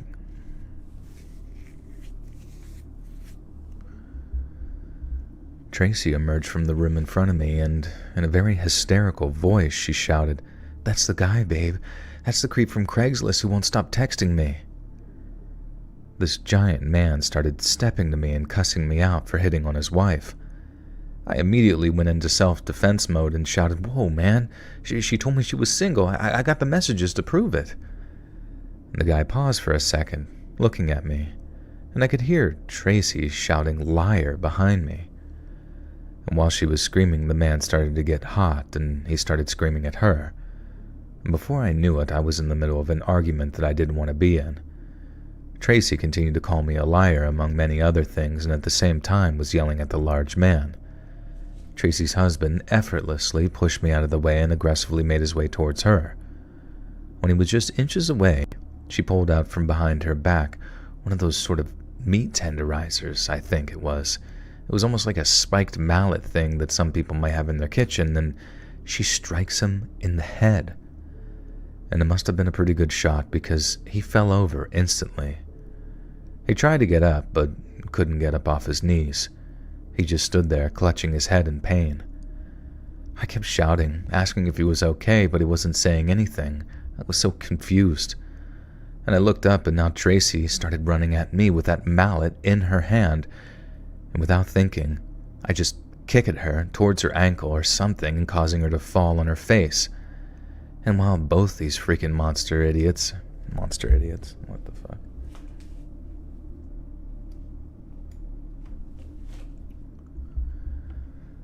And while both these freaking psychos are on the ground, I ran out of the house. And once I drove off, I called the police, telling them everything that had happened. And from what I know, they did arrest that person. And from what I know, they did arrest Tracy that evening, but I don't think the husband pressed charges, though. That man, who was no saint, I might add, eventually paid me for the work that I did, and in hindsight, I just think I was an innocent victim of a very toxic relationship that hit a very strong boiling point. In many ways, it's a good thing that I was there and called the police when I did, because if I didn't, who knows what Tracy or her husband could have done to one another, or worse, what they could have done to somebody else if they answered that ad instead of me. Raven, thank you for the big 20. Appreciate you. Good night, Joel. Enjoy the rest of the stream. Thank you. Sleep well. Thanks so much. Pretty talented. Hell, when I first learned guitar, I'd play and sing Mazzy Star and even kick the tambourine in tempo. Nice, dude. Swinging on the swing set. That sounds pretty pleasant. The weather has been really, really comfortable at nighttime, which is freaking sweet, Lois.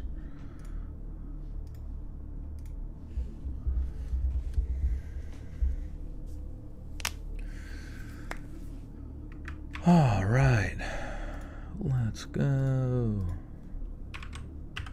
We are cruising and bruising, baby.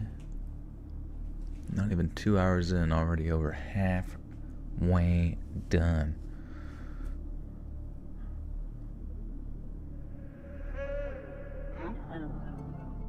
What's up, Christine? How we doing? Good story so far? Thank you. I'm glad to hear. We picked some doozies. Some doozers.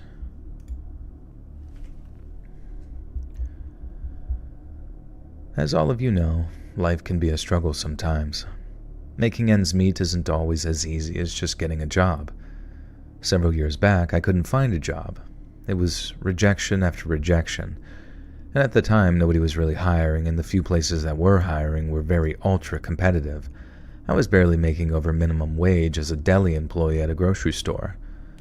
I remember one night I was working online for ways to make extra money, and I ended up stumbling upon CRAIGSLIST. I'd heard of CRAIGSLIST but never really explored it for myself. I found an ad on CRAIGSLIST for a freelance job where I would be what's called a secret shopper. For those of you who may not be familiar with what a secret shopper is, it's basically an anonymous customer who comes into a store and asks the employees a series of questions. The employee is then graded on certain criteria. For example, does the employee make eye contact, greet you, give a suggestion, offer to escort the customer, and give a parting comment, etc.? It seems simple, but a lot of companies, specifically the store I work for, will reprimand the employee for a bad secret shopper score and even fire the employee if they get more than one bad score. Since I had experience in a store and I know exactly what they're looking for, I thought that this would be an easy way to make some money on the side. The first store I visited was a local chain of grocery stores in my hometown.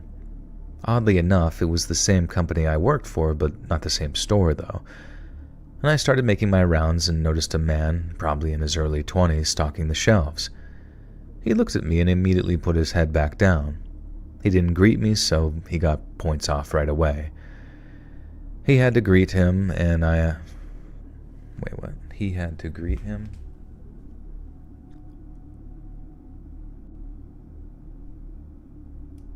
I had to greet him?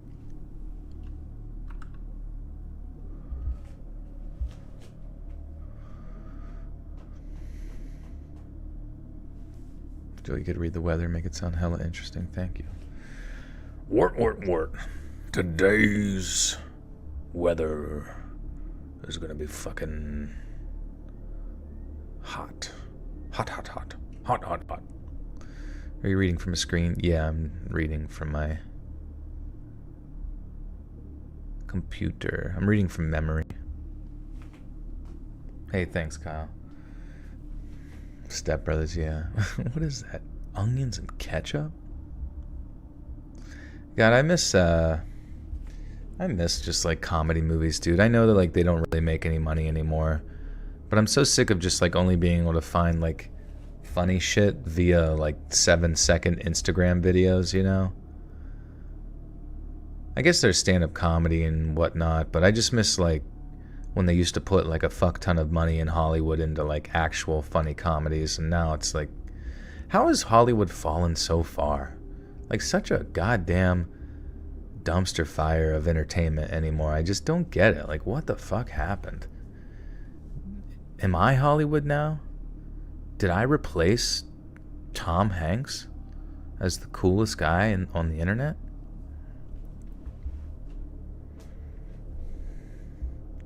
When they do make comedy movies, it's not the same. Well, I don't know. Like, maybe it's... Grandma's Boy. Like, there was a lot of those that they made where it was, like, low budget, like, just a couple $1 million, you know, which is a lot, but at the same time, compared to most Hollywood movies, it's like, you could get it done. And, I mean, I don't understand. Where's all, like, the indie companies that could do something like that? Like, a pretty low-budget shit, but it's, like, an actual, like, classic comedy movie style. Put it out around the cities and areas, and then just be like, oh, it's anti-woke or something because it's pushing the boundaries, and then people would politicize it and then want to go see it because it's like pushing the boundaries or what, you know what I mean? Like, there's so many easy ways to market that shit and actually make it good. But I guess nobody can think of anything anymore. I don't know.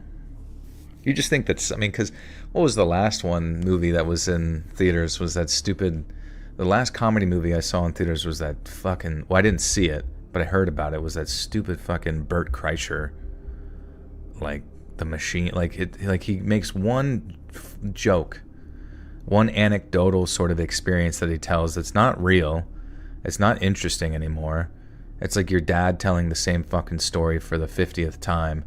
And it's gotten so far that one of your friends is like, dude, we need to make a fucking whole ass movie about this.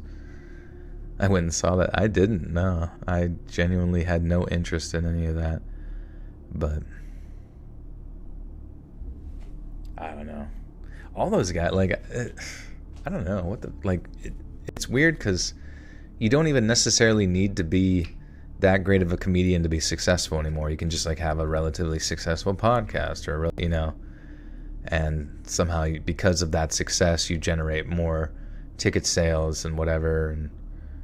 But I really don't find Bert to be that funny. And Tom Segura is kind of funny, but he's always just kind of like talking about stuff like this. I had no idea that homeless guys lived in that pipe. I didn't really, you know, and like him saying like doobity doobity da, doop doop dip dip dee is like, it's like people were laughing at like the tone more so than like what he's even saying. And he's always kind of like framing things to kind of be like, everyone in the world is more ridiculous than myself, and I am the observer. I have observed so much strange things, and now I will convey it to you. And it's like, all right, I get it. You're normal, we're not. Ever since Robin Williams passed away, his stand-up comedy was nuts. Like, I remember like always thinking he was, when I was a kid, like he was sort of like this child, friendly actor, which he did great at. He was a great actor, everything. But then like his stand-up comedy was like this crazy, like raunchy, wild stuff. I was like, this is fucking great.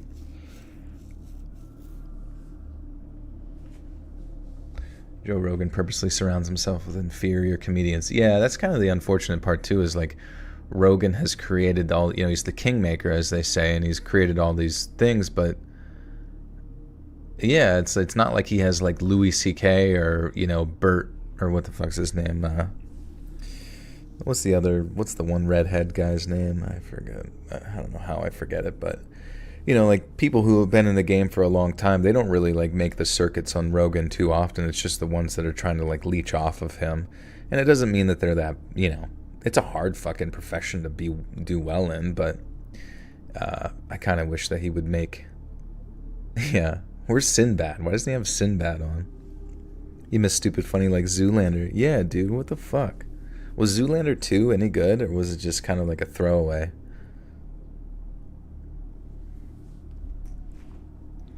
Carrot Top. Yeah, I think comedy kind of peaked with Gallagher. Like smashing watermelons. Bill Burr, yes. I don't know how I forgot his name.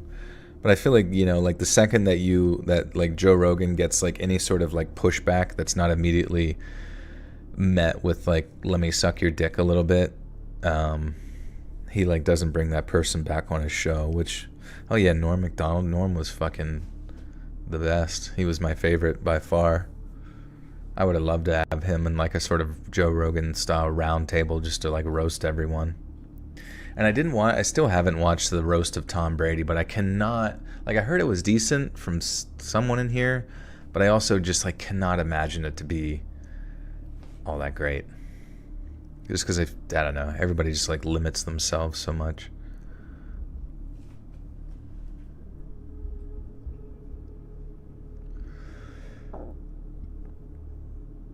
I'm playing a dude, playing another dude.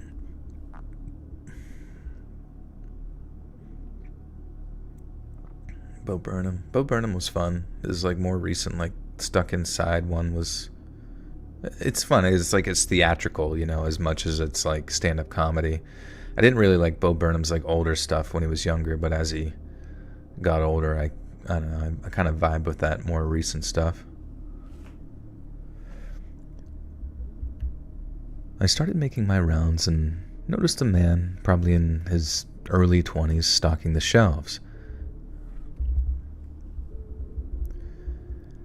I started making my rounds and noticed a man, probably in his 20s, stocking the shelves. He looked at me and immediately put his head back down. He didn't greet me, so he got points off right away. I had to greet him and ask him where the canned tuna was. He never lifted his head from stocking the shelves and just sort of angrily said, "Aisle 2, halfway down." Again, this guy lost points for not making eye contact and offering to show me where it was located. Also, just for the record, I know how ridiculous all of this is, but these stupid companies take this junk so seriously. They don't care if you're waiting on another customer or what the excuse is. If you get a bad score, you're kind of screwed. I was trying to pause and give the guy a chance to redeem himself by telling me to have a good day, but he never did. And I eventually had to initiate the parting remark, and that's when he finally looked up and said, "Yeah, you too." And I finally saw his name tag and wrote down on it was a name, Patrick. And I smiled and walked away, and I noticed that Patrick kept his eye on me. I felt his stare as I walked away, and I started to figure that he was on to me, that I was maybe a secret shopper. I was going to ask a few more employees questions, but I started to feel uncomfortable. Every time I looked up, I could see this Patrick at the end of the aisles. It almost seemed like he was following me. I wasn't sure what the end game was for this guy, but I didn't want to find out. I cashed out, and the cashier passed her secret shop with flying colors, though. And after I cashed out, I briskly made my way to my car, and I just wanted to get out of the store so bad and be done with this. Once I was in the car, I started writing down the full report before I drove off. I just wanted to get all the information down while it was still fresh. But while I was writing, I looked up and saw my buddy from the aisle intensely walking through the parking lot, Patrick. I ducked down a little bit, but thankfully it didn't appear like he had noticed me. He just kept walking until we got to his car, which was a dark four-door sedan of some kind, and he sped off, and I waited a few minutes before I departed. I don't know why, but this guy just gave me the creeps, though.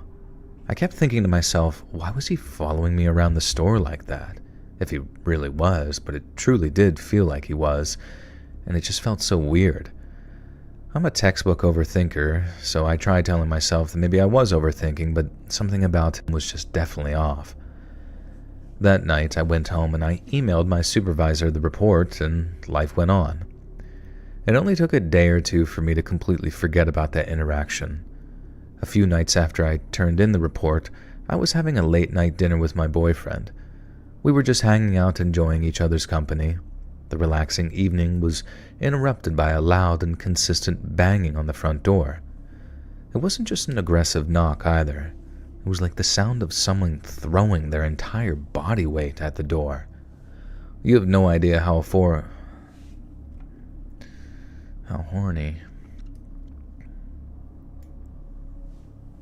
You'll hit a bonger. Be careful. Hello, this is Patrick. Yeah, it's down there. What do you want? What story are we on? We are on story 6 of 8. Nice, everybody's hitting the bong. Hit the communal bong stick.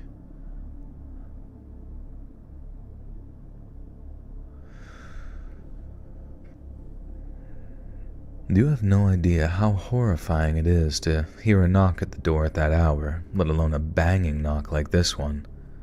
We looked out the window, and I was at a loss for words. It was that Patrick guy from the grocery store, and he looked horrible. His eyes looked like they were sunken in, and he looked like he hadn't slept in days. I told him to leave right now, I called out telling him to leave right now, that I was calling the police, and he didn't even flinch. He just kept banging and demanding that I let him enter the home.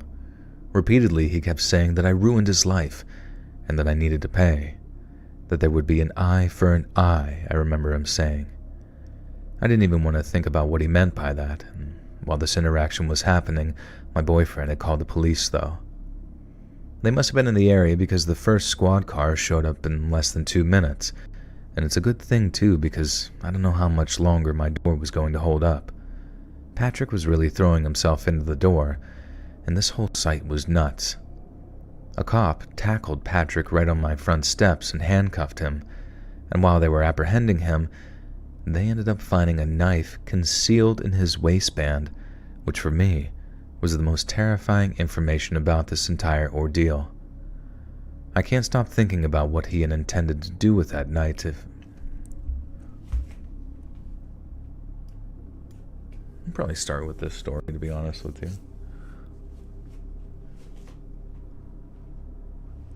How did he know where the secret shopper lived? Yeah, that's a good question.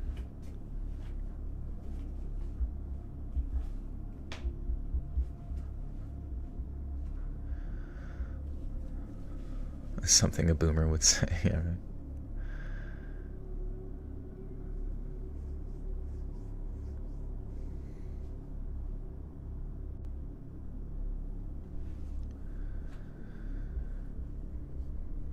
I still can't stop thinking about what he intended to do with that knife, if he had broken down the door. After he was arrested, I did get some closure on this whole nightmare. It turns out it was just a situation of being in the wrong place at the wrong time. Apparently, Patrick was at the end of the cliff, and my visit to the store that day was what forced him to fall completely off. He was struggling to pay his bills, and from what I was told, his girlfriend had just broken up with him the day of that secret shopping event. And when I approached him in the store that day, he was only minutes away from the end of his shift and was just mentally completely done at that point. I get it. We've all been there. Well, to a degree. And I happened to catch him on a bad day, and asking for a can of tuna was the last thing on his mind. He ended up losing his job because he had failed another secret shopper report, a report that I sent in. The part that I can't still figure out about this is I have no idea how he found out where I lived. I don't think he followed me that day after the store, but there's no other way that he would know where I lived. I stayed at my boyfriend's house after that night, and I rarely stayed at my old house alone. I don't know what happened to this guy, but I genuinely hope that he figured it out, and more importantly, I hope these stores get rid of the secret shopper program because it's just horrible.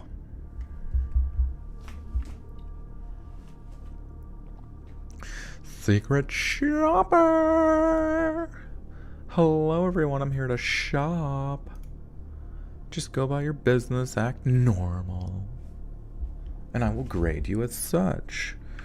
And you will be hung in the gallows if you fail, just so you're aware.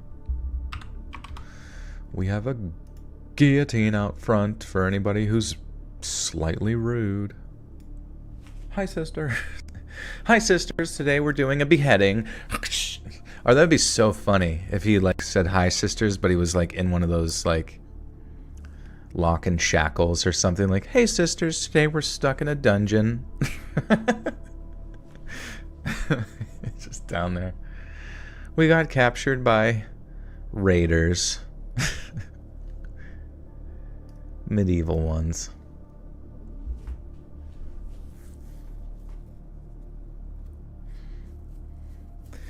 Alright, we got 2 more stories left. How old is Pradeep? He'll be 10 in June. He has the same birthday as me. You miss Seth Rogen? Seth Rogen is very much still around. He does a lot of animation shit. But he put out, last comedy movie he put out was that Santa's Inc., which I heard was very bad. But he is responsible for producing The Boys, and as well as Invincible, and the TMNT, more recent TMNT animation movie, which I think all of those are pretty solid efforts overall. I really like The Boys. Pretty big fan of Invincible, which is kind of a dream. He's living the dream, honestly. Like being part of these like really big production, like animation productions. It's kind of sick.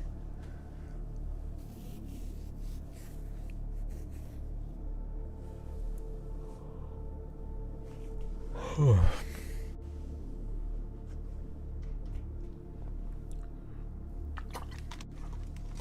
swear Pradeep was 7.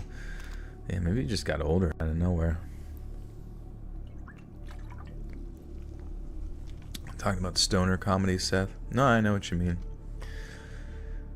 Unfortunately, he has evolved as a person to be really annoying on Twitter and like every other stupid fucking Hollywood dipshit.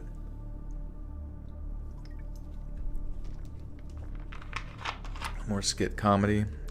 Yeah, it's like you kind of get it with just like independent creators on like Instagram. Whoops. Jesus Christ. I like moved my hand slightly and just like exploded this fucking thing off my desk.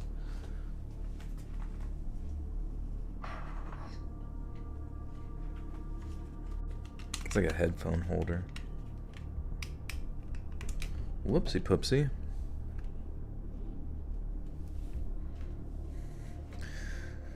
Joke. Interviewer. It says here you're quick with math. How much is 12 times 17? Interviewee. 47. Oh, that's not even close. But it was fast. Welcome to the team. I have schizophrenia. Shitting all the floor and straight up slip and sliding, you know? Really getting primitive. Hell yeah, dude. Yeah, I miss like, you haven't seen like Danny McBride in like anything in so long. I remember he was popping off and then he got Eastbound and Down.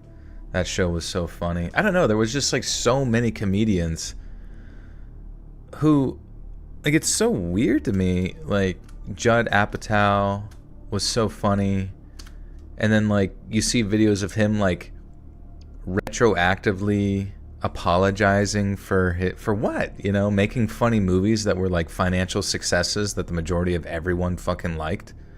Like, what do you have to apologize for? You did your job. You made people laugh. Who cares if like it was raunchy or whatever? Like, it's funny. It's like, if it makes people giggle, it's fucking worth it. There's no rules in comedy, you know what I mean? There's no fucking stupid rules. If anybody sits there and says that there's rules, that person is not funny, and therefore their opinion is fucking invalid. It is thrown into a pit of shit and will drown there. That's their opinion. So I don't get it. I don't know. I just, maybe it's they're following the money. I mean, they have to be, right? It's all like financially motivated through some process, and like if they don't, get down and suck people's toes who get mad at them or whatever, or like set them, set some weird abstract modern standard, they don't get jobs or get funding or whatever it might be, then I kind of understand where they're coming from. But I hate that, like what, you're 45 years old and now you've had a change of heart. Like oh yeah, I forgot, people's brains don't finish developing till they're 50. No, dude, like, you thought that shit was funny, and now you're like, all you're proving is that you're a phony. You're a big fat phony. Read your vows. Free bong hits included. That would be funny. And comedians are the last line of defense when it comes to stuff. It's true. It's true. It's like the jester is the only one that can speak to the emperor, and like, he's the only one that can point out that the emperor wears no clothes. Everybody else gets beheaded whenever you point out the absurdity of it, but the jester is supposed to be the one that's like impervious, if done right, is supposed to like allow everyone to laugh while also, I don't know. Shit, Shilly. It's all so freaking Shilly. Go on my little boomer rants. My boomer rants about comedy. Whatever, fuck you. Fuck you about something to say a joke if I want, so I don't even care. It's none of your business if it makes you feel bad. I don't care.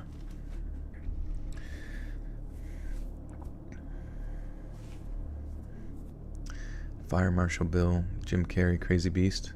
Wait, what's that? Also, I mentioned, and I'm slowly progressing through Animal Well, Donkey, Big Mode. Good shit. You should play it. But the one thing that I really like about that game so far is that, like, every time I find a new area or a new way to get to a different place, I feel like I'm a fucking genius. I feel like I'm like, did other people think of this? Did other people figure this out?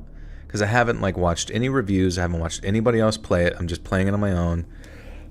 But like the way that I'm progressing through the map, like the puzzles are actually pretty, like they're intuitive to a degree, but it's not like blatantly obvious. You know what I mean? And it's I think something about that is probably what people enjoy about Dark Souls a lot too.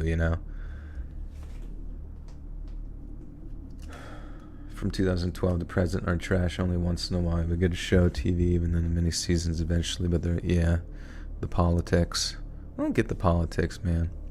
What's the obsession with it? What are you pushing? What do you care?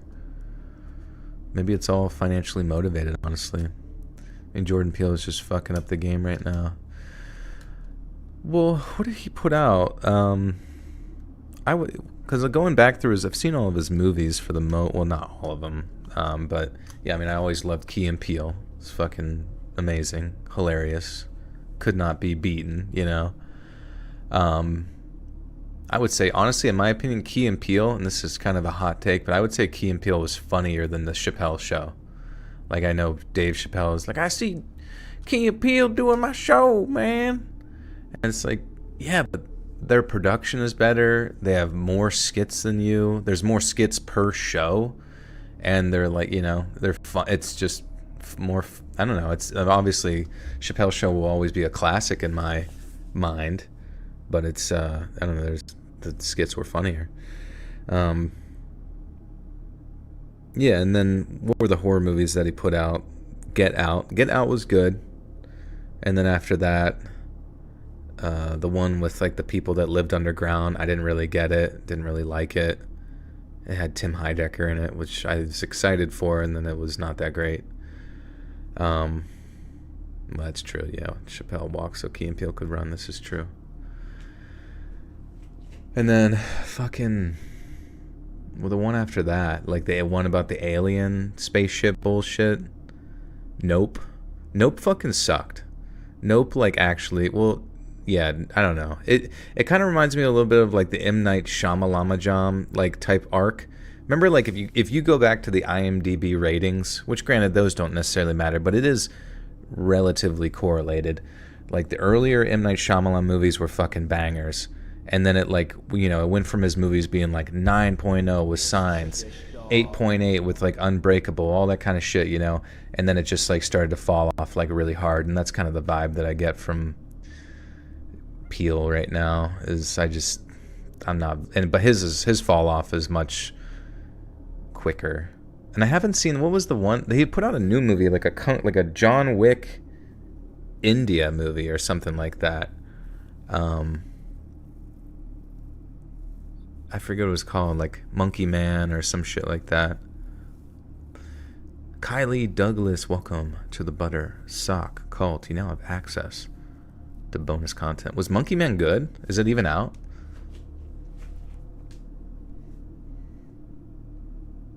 It would be kind of sick if it mixed like the core, like the actual good fight scenes of like a John Wick movie, but like with like the Bollywood like singing and dancing bullshit. That would be fucking sick, actually. Maybe. I don't know.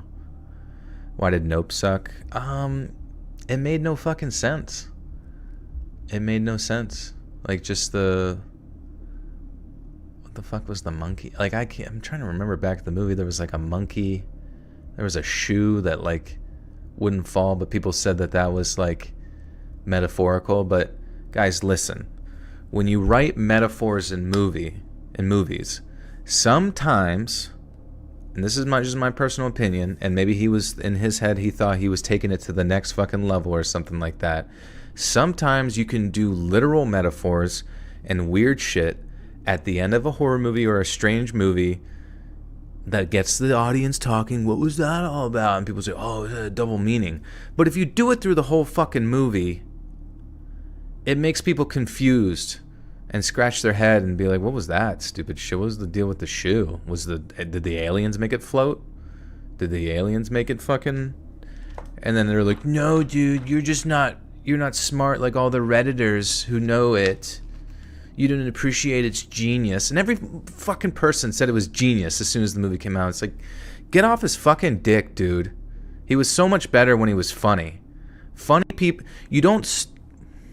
Well, actually, that's a good arc to have, because John C. Reilly...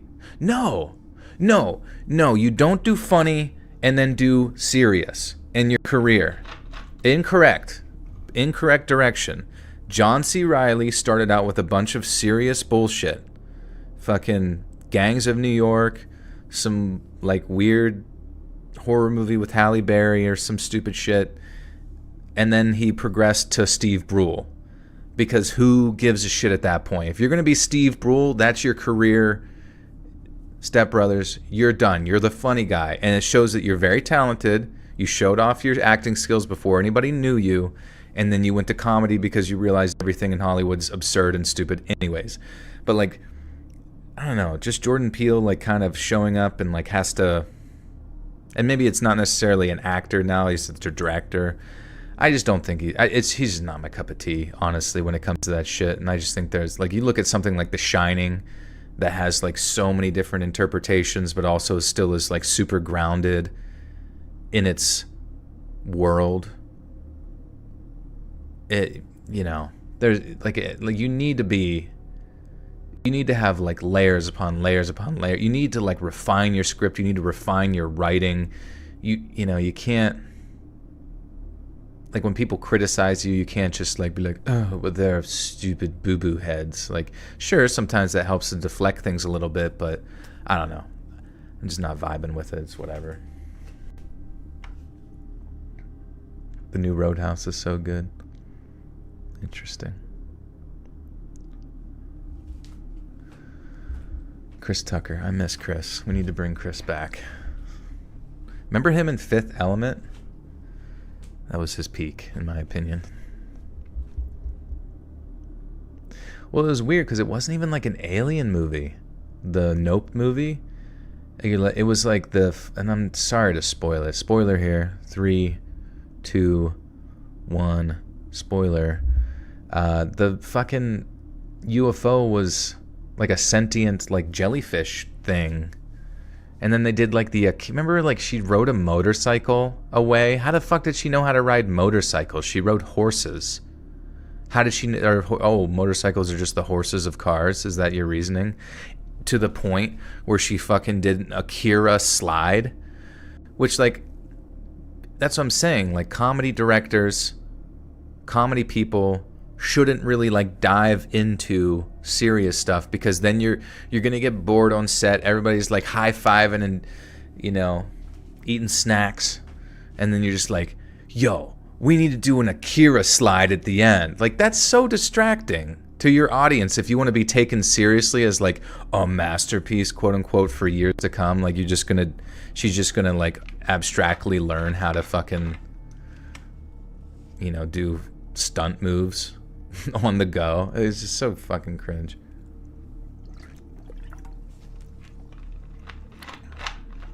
You showed your son Akira the other day. See, that's a good movie. That's what he should have adapted that and just stuck directly to it.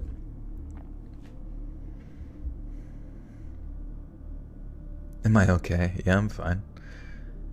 I'm just fired up about film.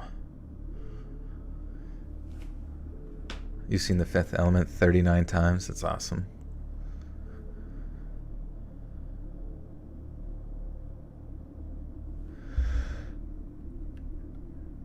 I really want to share one of the weirdest... Fuck.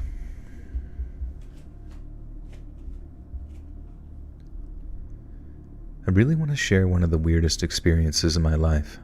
It's something that isn't directly scary on the surface, but when you stop and think about it, it's truly unsettling. This took place before Instacart was a thing, and one day I happened to stumble on this CRAIGSLIST posting for a gopher. Essentially, it's the same thing as Instacart. It was an old man who wanted someone to take his list and go grocery shopping for him, since he didn't move around very well anymore. I thought it was probably a scam, but I checked it out anyways, and I was surprised that the job was legit.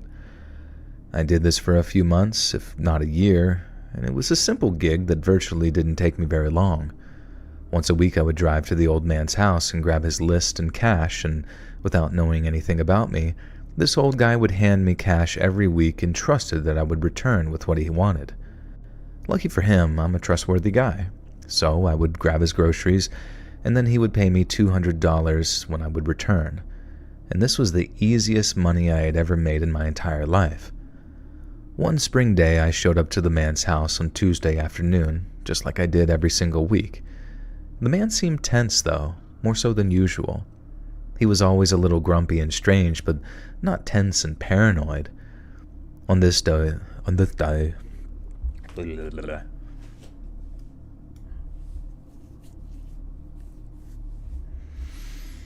they should prosecute Netflix for the live-action Cowboy Bebop. Yeah, it seems like every IP just gets absorbed because it has like the,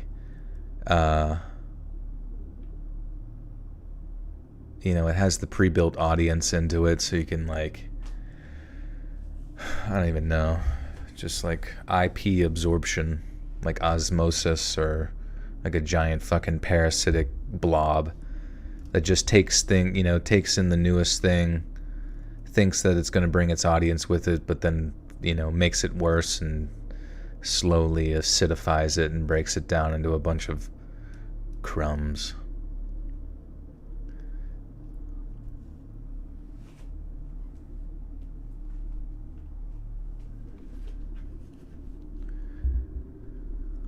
On this day, though, he kept looking out the windows and was frantically pacing around the house with his cane. I kept asking him if he was all right, and he would just tell me to shut up and mind my own business. I swear I could hear him saying stuff under his breath like, they're coming. But I'm honestly not 100% sure if that's what he was saying. It got to a point where I was practically begging him to just give me the list so I could grab his groceries, but he just seemed too...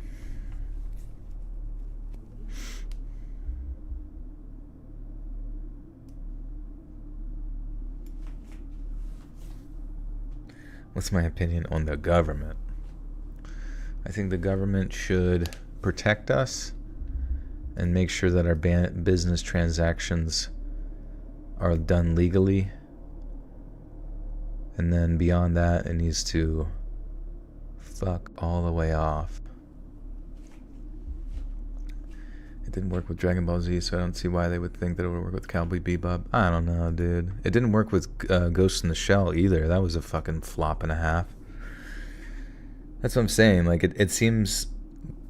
I swear there's got to be, like, at every, like, board meeting, whenever they propose a new idea for the next thing, it's like you have to show these investors or whatever that there's a pre-built-in audience that can potentially be tapped into.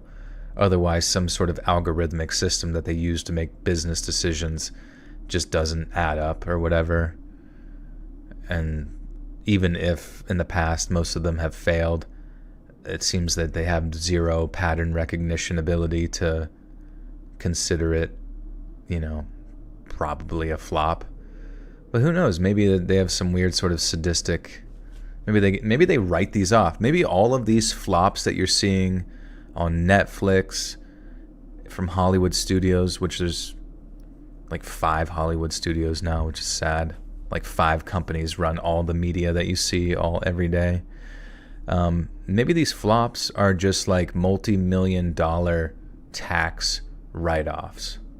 Like maybe Amazon said, let's invest $1 billion into Lord of the Rings, Rings of Power, have only 33% of the audience actually like finish it, call it a flop, and then write that $1 billion off on our taxes this year or some shit because it didn't bring in X amount of new subscribers or something. So like in their mind, they're like, well, that writer that keeps failing upward, maybe we should just keep bringing them on board because it looks good on our end that we keep hiring them or something, but then they're dog shit. So it's like, yeah, maybe it is like some big fucking money laundering scheme that we just... Because you would think eventually that they would learn, but it doesn't seem like they're very motivated by their failures.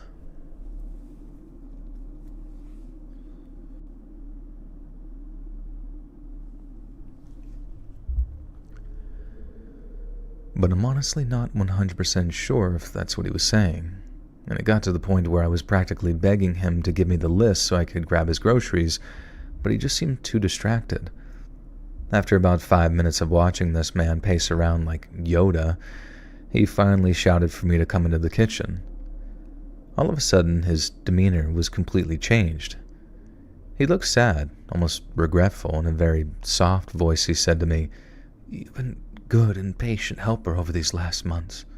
When you come back, I'm going to give you a bonus. You've become my best friend, kiddo." It actually made me a little sad to hear something like that. After dealing with this guy as long as I did, it was clear that he didn't have any family or friends, but I soon forgot about that sadness when I started thinking about the bonus that he mentioned. I thanked him, grabbed the list, and made my way to the door. And just as I was about to leave, the man shouted for me to wait.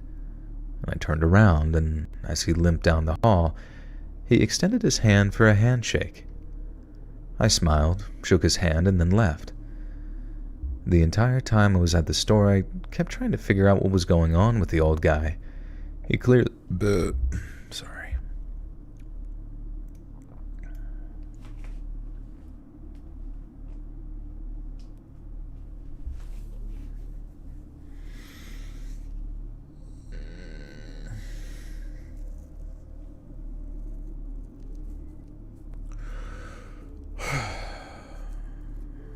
See the new Amy Winehouse movie? Is she back from the dead, or what happened? They cloned her. If they started, like, putting out clones, would you guys be okay with, like, cloning humans? Would that be, like, a weird thing that you would be kind of uncomfortable with? Because I think we should start being able to like clone celebrities just to like, you can make it in your bathtub. You just like throw a bunch of goop and salts into your bathtub and you can make a clone of Amy Winehouse and do whatever you want with her for, business purposes.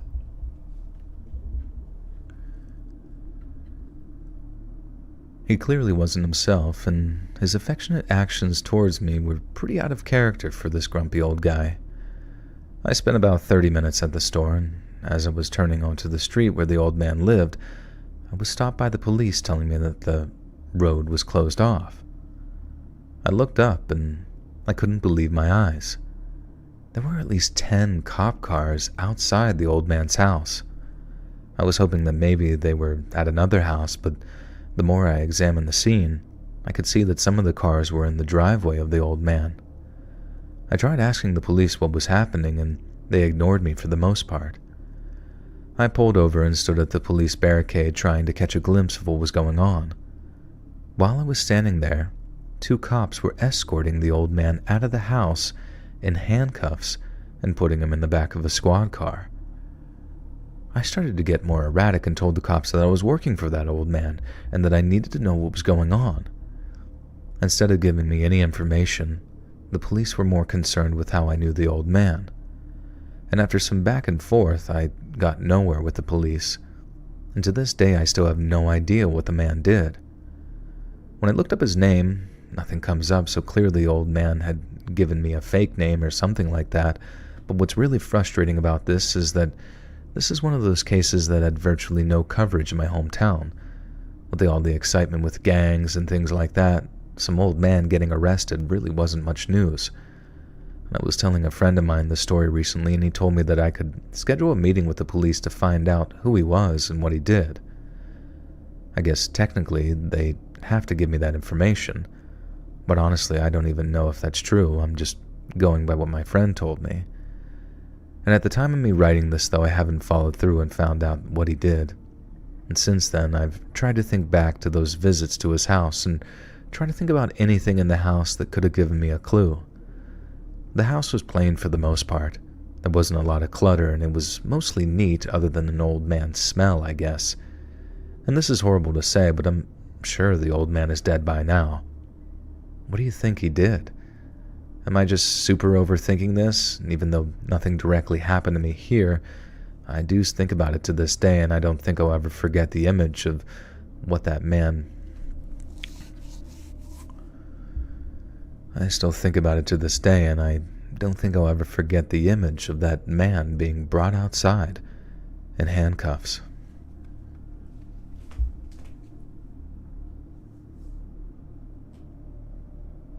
Yeah, I can't believe they put a face on, like, Master Chief in the Halo show. Like, whoever wrote that movie, fuck you, dude. Fuck you. Fuck you making a romance for Master Chief. Fuck you, like, showing his face.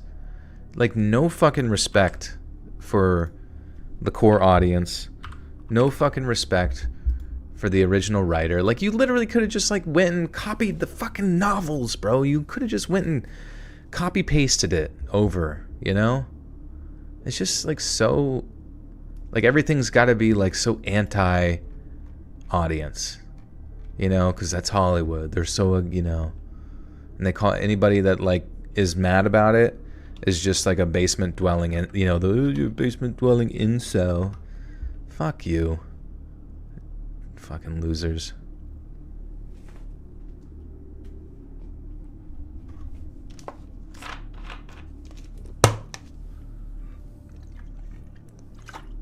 Like, God forbid, like, a core audience cares about a franchise, like something that's part of their culture and their escapism. This is literally their escapism that is, you know, ingrained into their head as some sort of, like, folklore that, like, stands very strong in, you know, in their soul, their life experience, or whatever the fuck.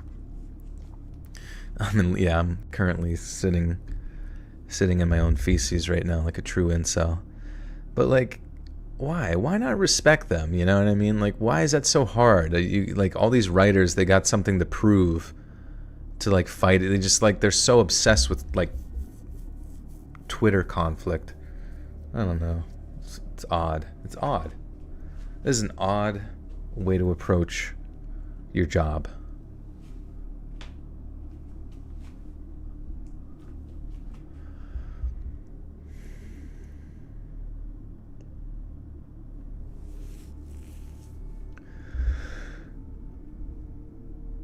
I got my first job when I was... Oh, wait. This is the last story, by the way. So... Oh, dude, we didn't freeze. Nice. Wonder why it was freezing last time, but we made it this far, so... I will be right back. I'll be right back.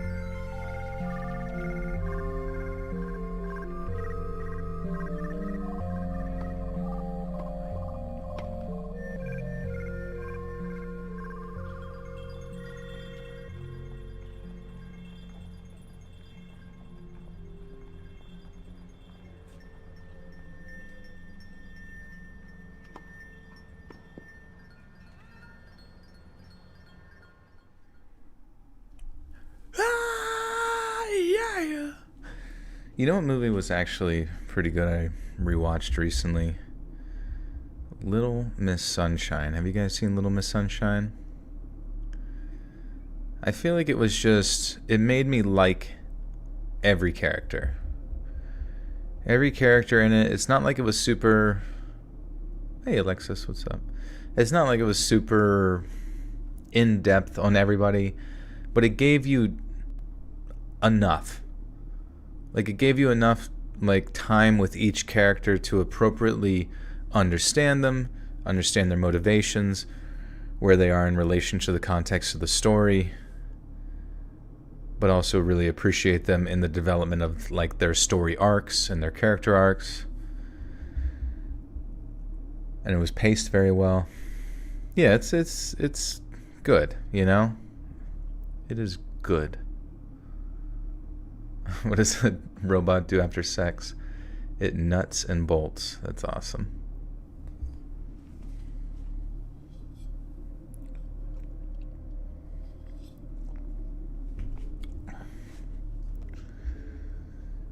Alright, guys. Well, we are on the last story.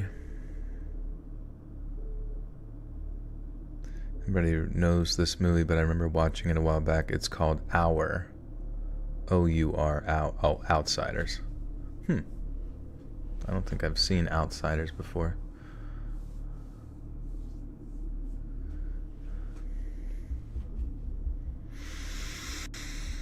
Okay.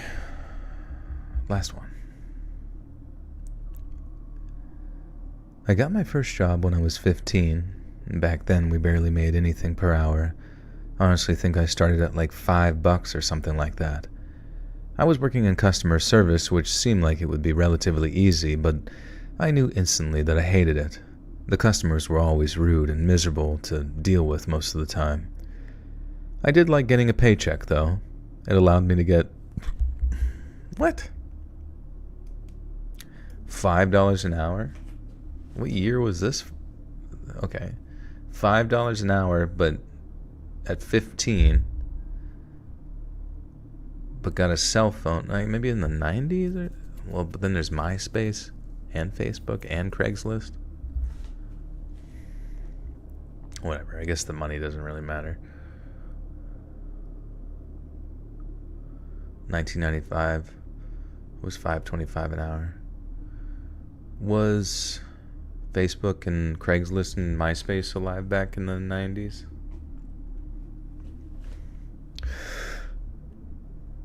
I did like getting a paycheck, though, and it allowed me to get a cell phone and just have some toss-around cash when hanging out with my friends. This was in the early days of things like Craigslist and Facebook, just as MySpace was winding down. Trying to find a better way to make some cash, I started strolling Craigslist for opportunities where I didn't have to deal directly with customers. It was pretty slim pickings. I called for a few landscaping jobs but never heard back. I stumbled across an ad looking for someone who could help with a summer cleanup of a few properties that were purchased adjacent to my neighborhood. The ad was pretty vague, I guess, and didn't mention much of that work actually needing to be done. I sent a response, and the next morning I got a call asking if I could show up to work. I was ecstatic. I figured if this worked out, I could kiss customer service goodbye, at least for the summer. I arrived at a property that was a little overgrown and a little shady from all those trees. Facebook was 2004.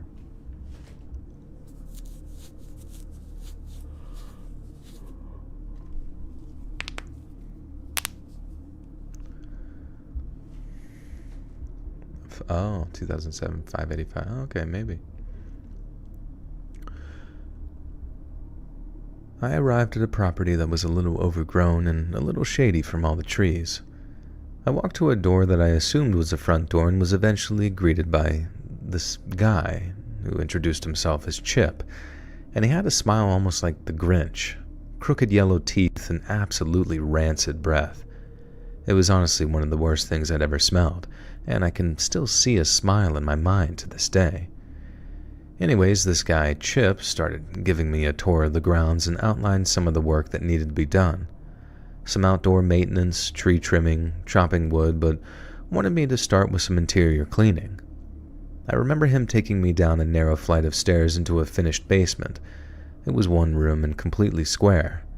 The ceiling, floor, and walls were all wood, and it was extremely dim and only gave off a small amount.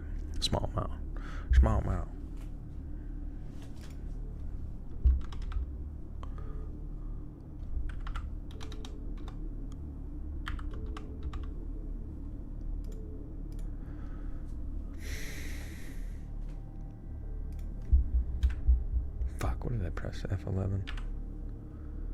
Oh my god. Dude, you don't hate that. You press one button on your fucking keyboard and everything goes into like Matrix mode.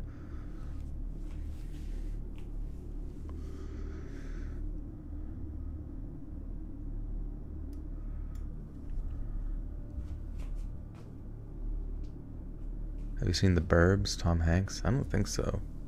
It's crazy just like how many movies exist and how many you still need to see.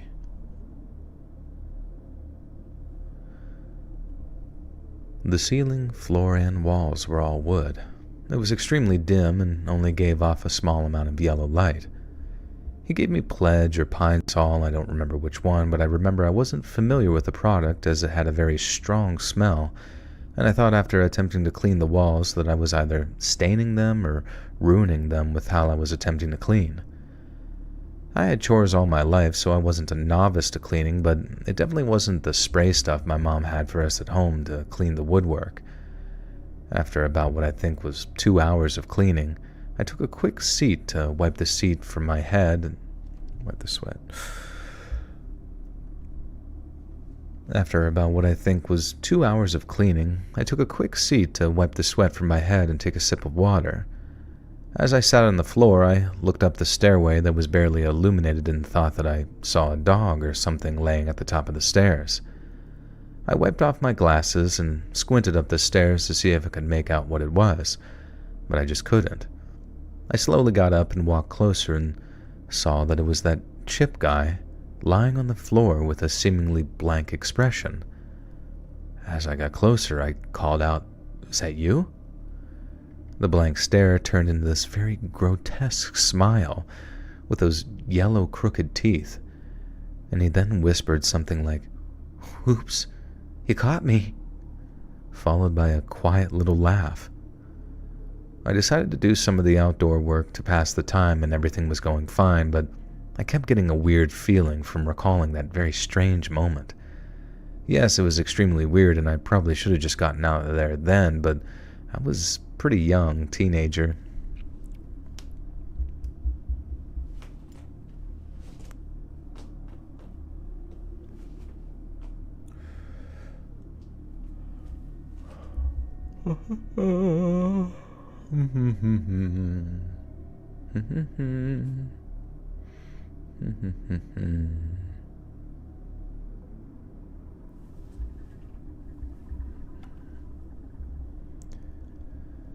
Yes, it was extremely weird, and I probably should have just gotten out of there then, but I was a teenage kid at the time, and I was a big kid, so I really didn't have too many worries, and I just wanted to make some money. While I was outside, this Chip guy would be out there having a cigarette, staring at me.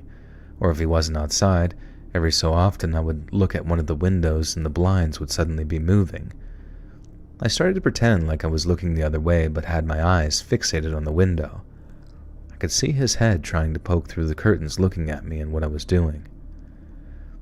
The day was about half over, give or take, if I recall correctly, and he asked if I could clean another basement similar to the one I had done before. I really didn't want to because I was freaked out from the last time, and because I felt like I was destroying this guy's damn wooden walls and floors with that pine saw. But I followed him to where I needed to go anyway, and as we got to the staircase, he stepped to the side and said something like, "There you go." But the basement was completely pitch black. I could barely see the stairs that I'd be walking down. I asked him, "Is there some light or something? I can't see."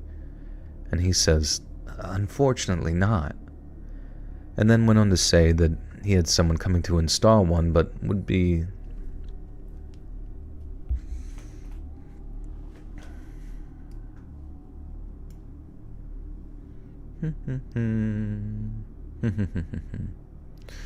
Why are you typing HIV into the chat? HIV! Starting an HIV chant. HIV! HIV! HIV! Yeah, baby, we're all getting it. We're all getting it, baby. We need it. I need it. I need my HIV. Yo, what's good? What's good? Gons, how we doing?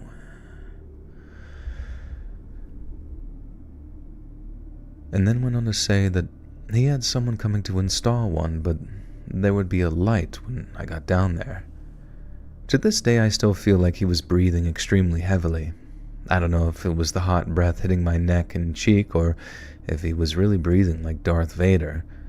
I took a few steps towards the stairs and felt his breathing stop, like he was getting excited or nervous. I quickly grabbed my phone like I was getting a call and took a few steps back and headed towards the door to go outside. I sort of did a mock phone call as Chip stared at me with his hands on his hips. I looked at him and said, "Hey, I'm really sorry. I got a family emergency and I gotta go." Given it was the first day that he was...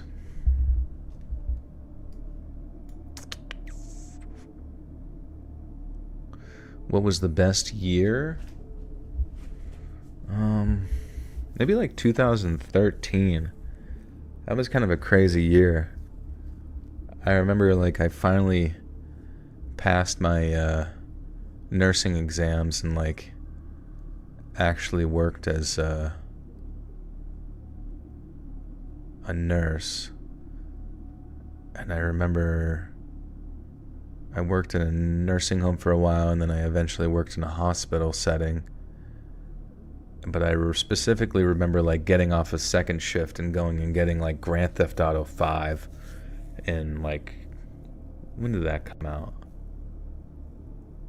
September? I think it came out in September. Yeah, I was wearing my sexy nurse outfit, just a hiked up skirt and rollerblades.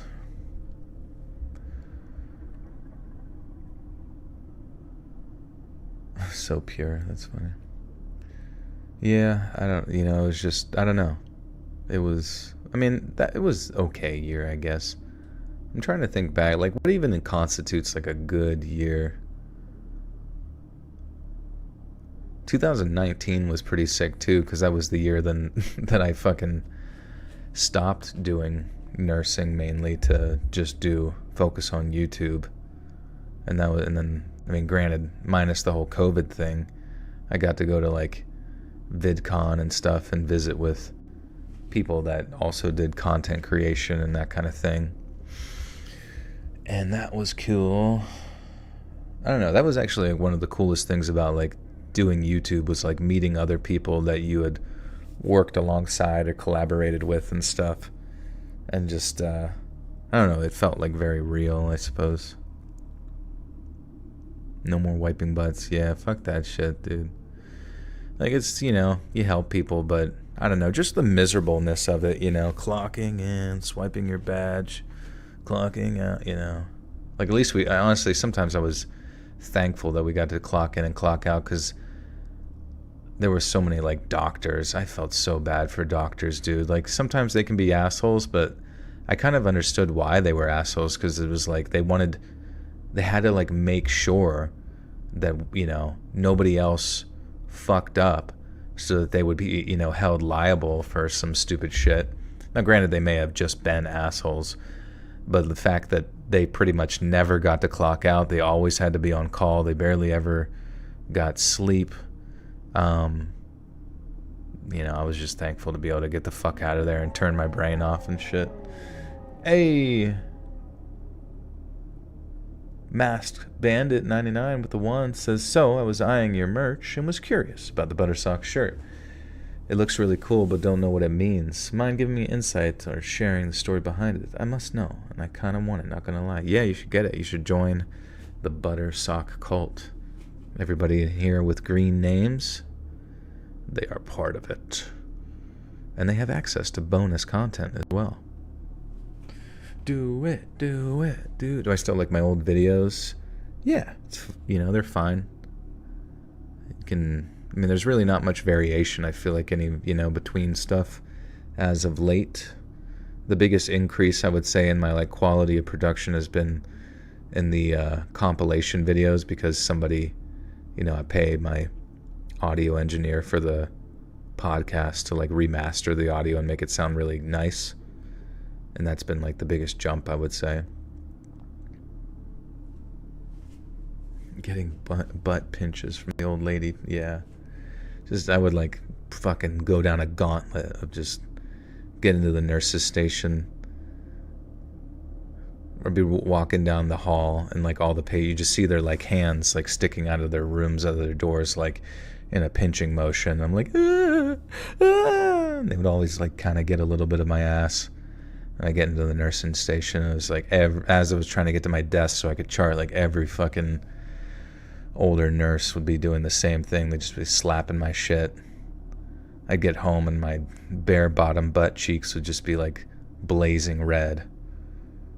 Like glowing red, like red hot nickel ball, but like fucking my butthole, you know? And yeah, it's really the only thing in nursing I miss, is getting sexually assaulted.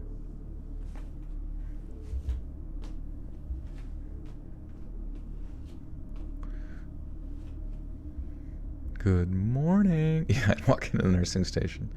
Good morning. God, I fucking hated that. There were so many like nurses who would like talk to like patients like they were stupid. You know, like, it was just like you'd hear them like, you know, doing their rounds like, hello, how are you? Like it's like they're not deaf, you fucking idiot. Jesus Christ, lower your voice a little bit. It's like 11 p.m. at night, and you're like fucking kicked open their door like a SWAT team and flashbanged it with your dumb fucking voice. Hi there. Hi, I just need to get need to listen to your lungs and check some vitals. Oh, it's like, just fucking let them exist. Holy shit.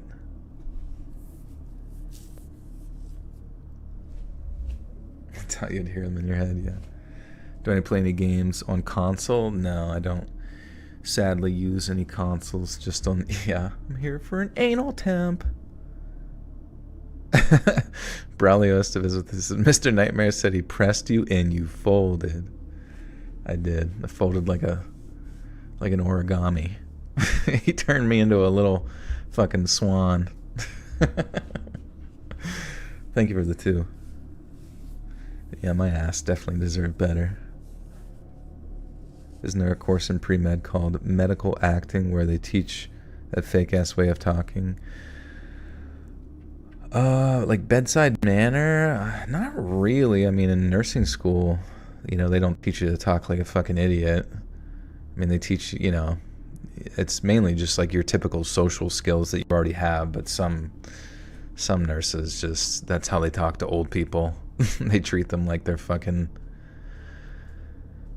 like they don't have ears.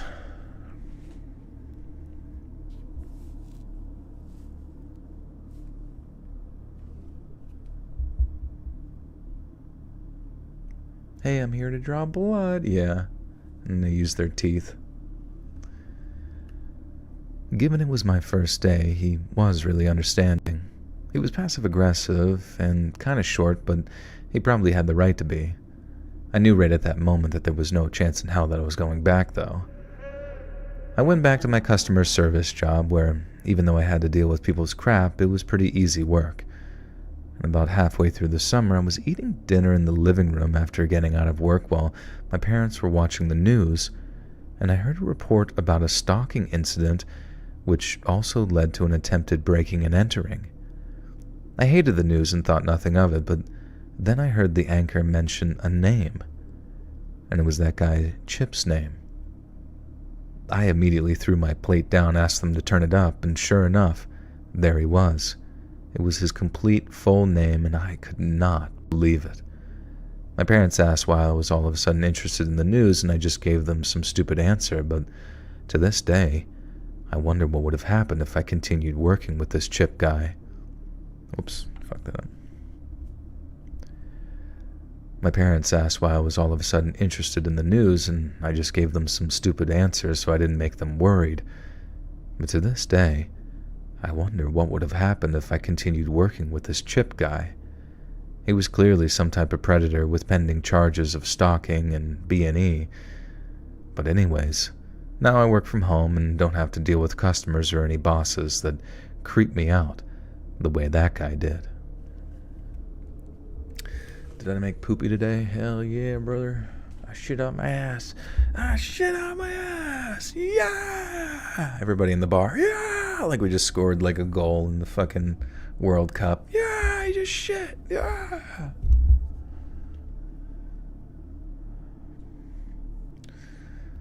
All right.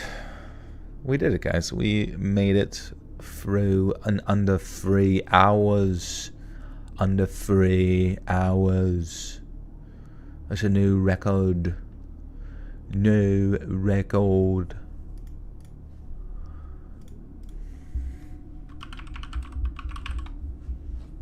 Pretty freaking sweet.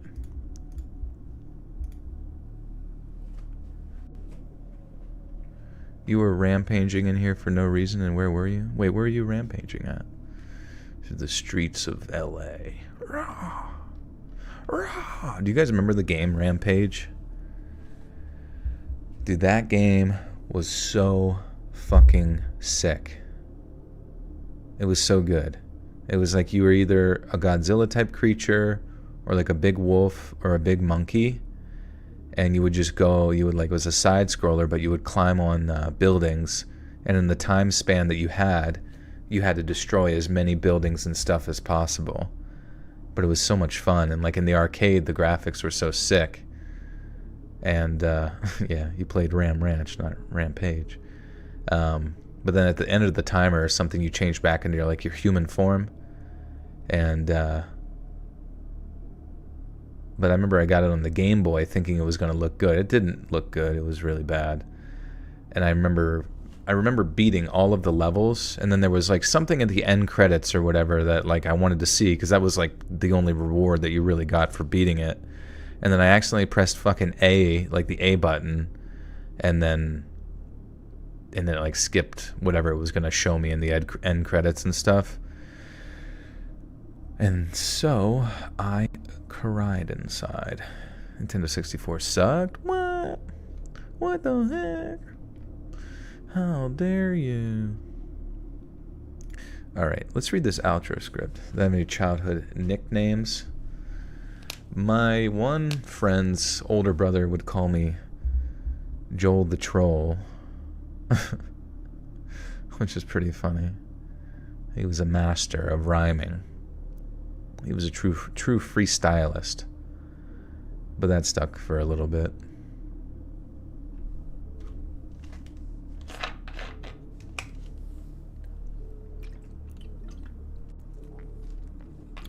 Hey, Shanny, good to see you. Out of context, but I distinctly remember someone writing in a story to Joel. It was really creepy. Something about stalking him and murdering someone. Yeah, that's all of them. They all blend together at this point. All the death threats I get. I remember, kids, Joel reads so that you could sniff butts. Missed the live, didn't get a notification. Hopefully catch next time. Oh, I'm sorry, Shanny. Yeah, it's so weird how inconsistent the notification. Like, you would think that the notification systems for lives would be a lot different than the notification system for like new videos. But I have like an inclination that it's actually very similar, because I will go in and look at the data for how many total people have come through the stream, and it's similar to the amount of views that I might get in 3 hours of video releasing, right? So I'm fairly certain it's on like that same type of notification system, but they really should have a different style or a different algorithmic approach to that, where like, because people who want to see the live stream or enjoy it or set the notifications for it, they should be notified more frequently so that they can actually catch it. Hey, no frowns with the 20. Ninja, we made it. Thank you for talking to us. You're welcome. Thank you for the 20. Appreciate you. Well, I hope everyone has a good night. I'm going to read this outro script, and I'm going to get you out of here. I'm going to get you going. Get you out to the next class. Your gym class. I'm going to hang out with the gym teacher. He's weird. Hey, friends. Thanks for listening. Click that notification bell to be alerted of all future narrations. I release new videos every Monday and Thursday at 7 p.m. EST. And there are super fun live streams on Sundays and Wednesday nights. I'd love to see you there. If you got a story, be sure to submit them to my subreddit, r/letsreadofficial, or send it over email, and you might even hear your story featured on the next video. And if you want to support me even more, grab early access to all future narrations and bonus content over on Patreon, or click that big join button to hear about the extra perks for members of the channel. And check out the Let's Read podcast, where you can hear all of these stories and big compilations located anywhere you listen to podcasts. All links in the description below. Thanks so much, friends. And remember... Yeah, I'll read your outro. I don't think anybody said one. Thanks so much, friends. And remember, kids, Joel reads so that you can sniff butts. Okay, with that, good job, everybody. This has been like a super fun time. So next time you come and we read more stories. How's that sound? Okay. But I will see y'alls again soon. Be sure to hit that notification bell for new shit. I'll get this up and edited over on Patreon. It's only $1 a month or $10 a year to get early access to all content on the channel. It's easiest because I can just edit it and throw it up there quick, you know what I mean? So you'll get it up on Patreon first, and you can do a trial too if you want to try that to see if you like it. People say it's pretty sweet. But otherwise, follow me on Twitter at Let's Read to be kept up to date when I go live. Also Instagram at letsread.official for my funny memes that I post. I'm so fucking funny, dude. And otherwise, new video will be up same time, same place, between 7 to 9 p.m. every Monday and Thursday. Now it's Thursday, so stay tuned for that. Otherwise, guys, I will see you Sunday night for another stream.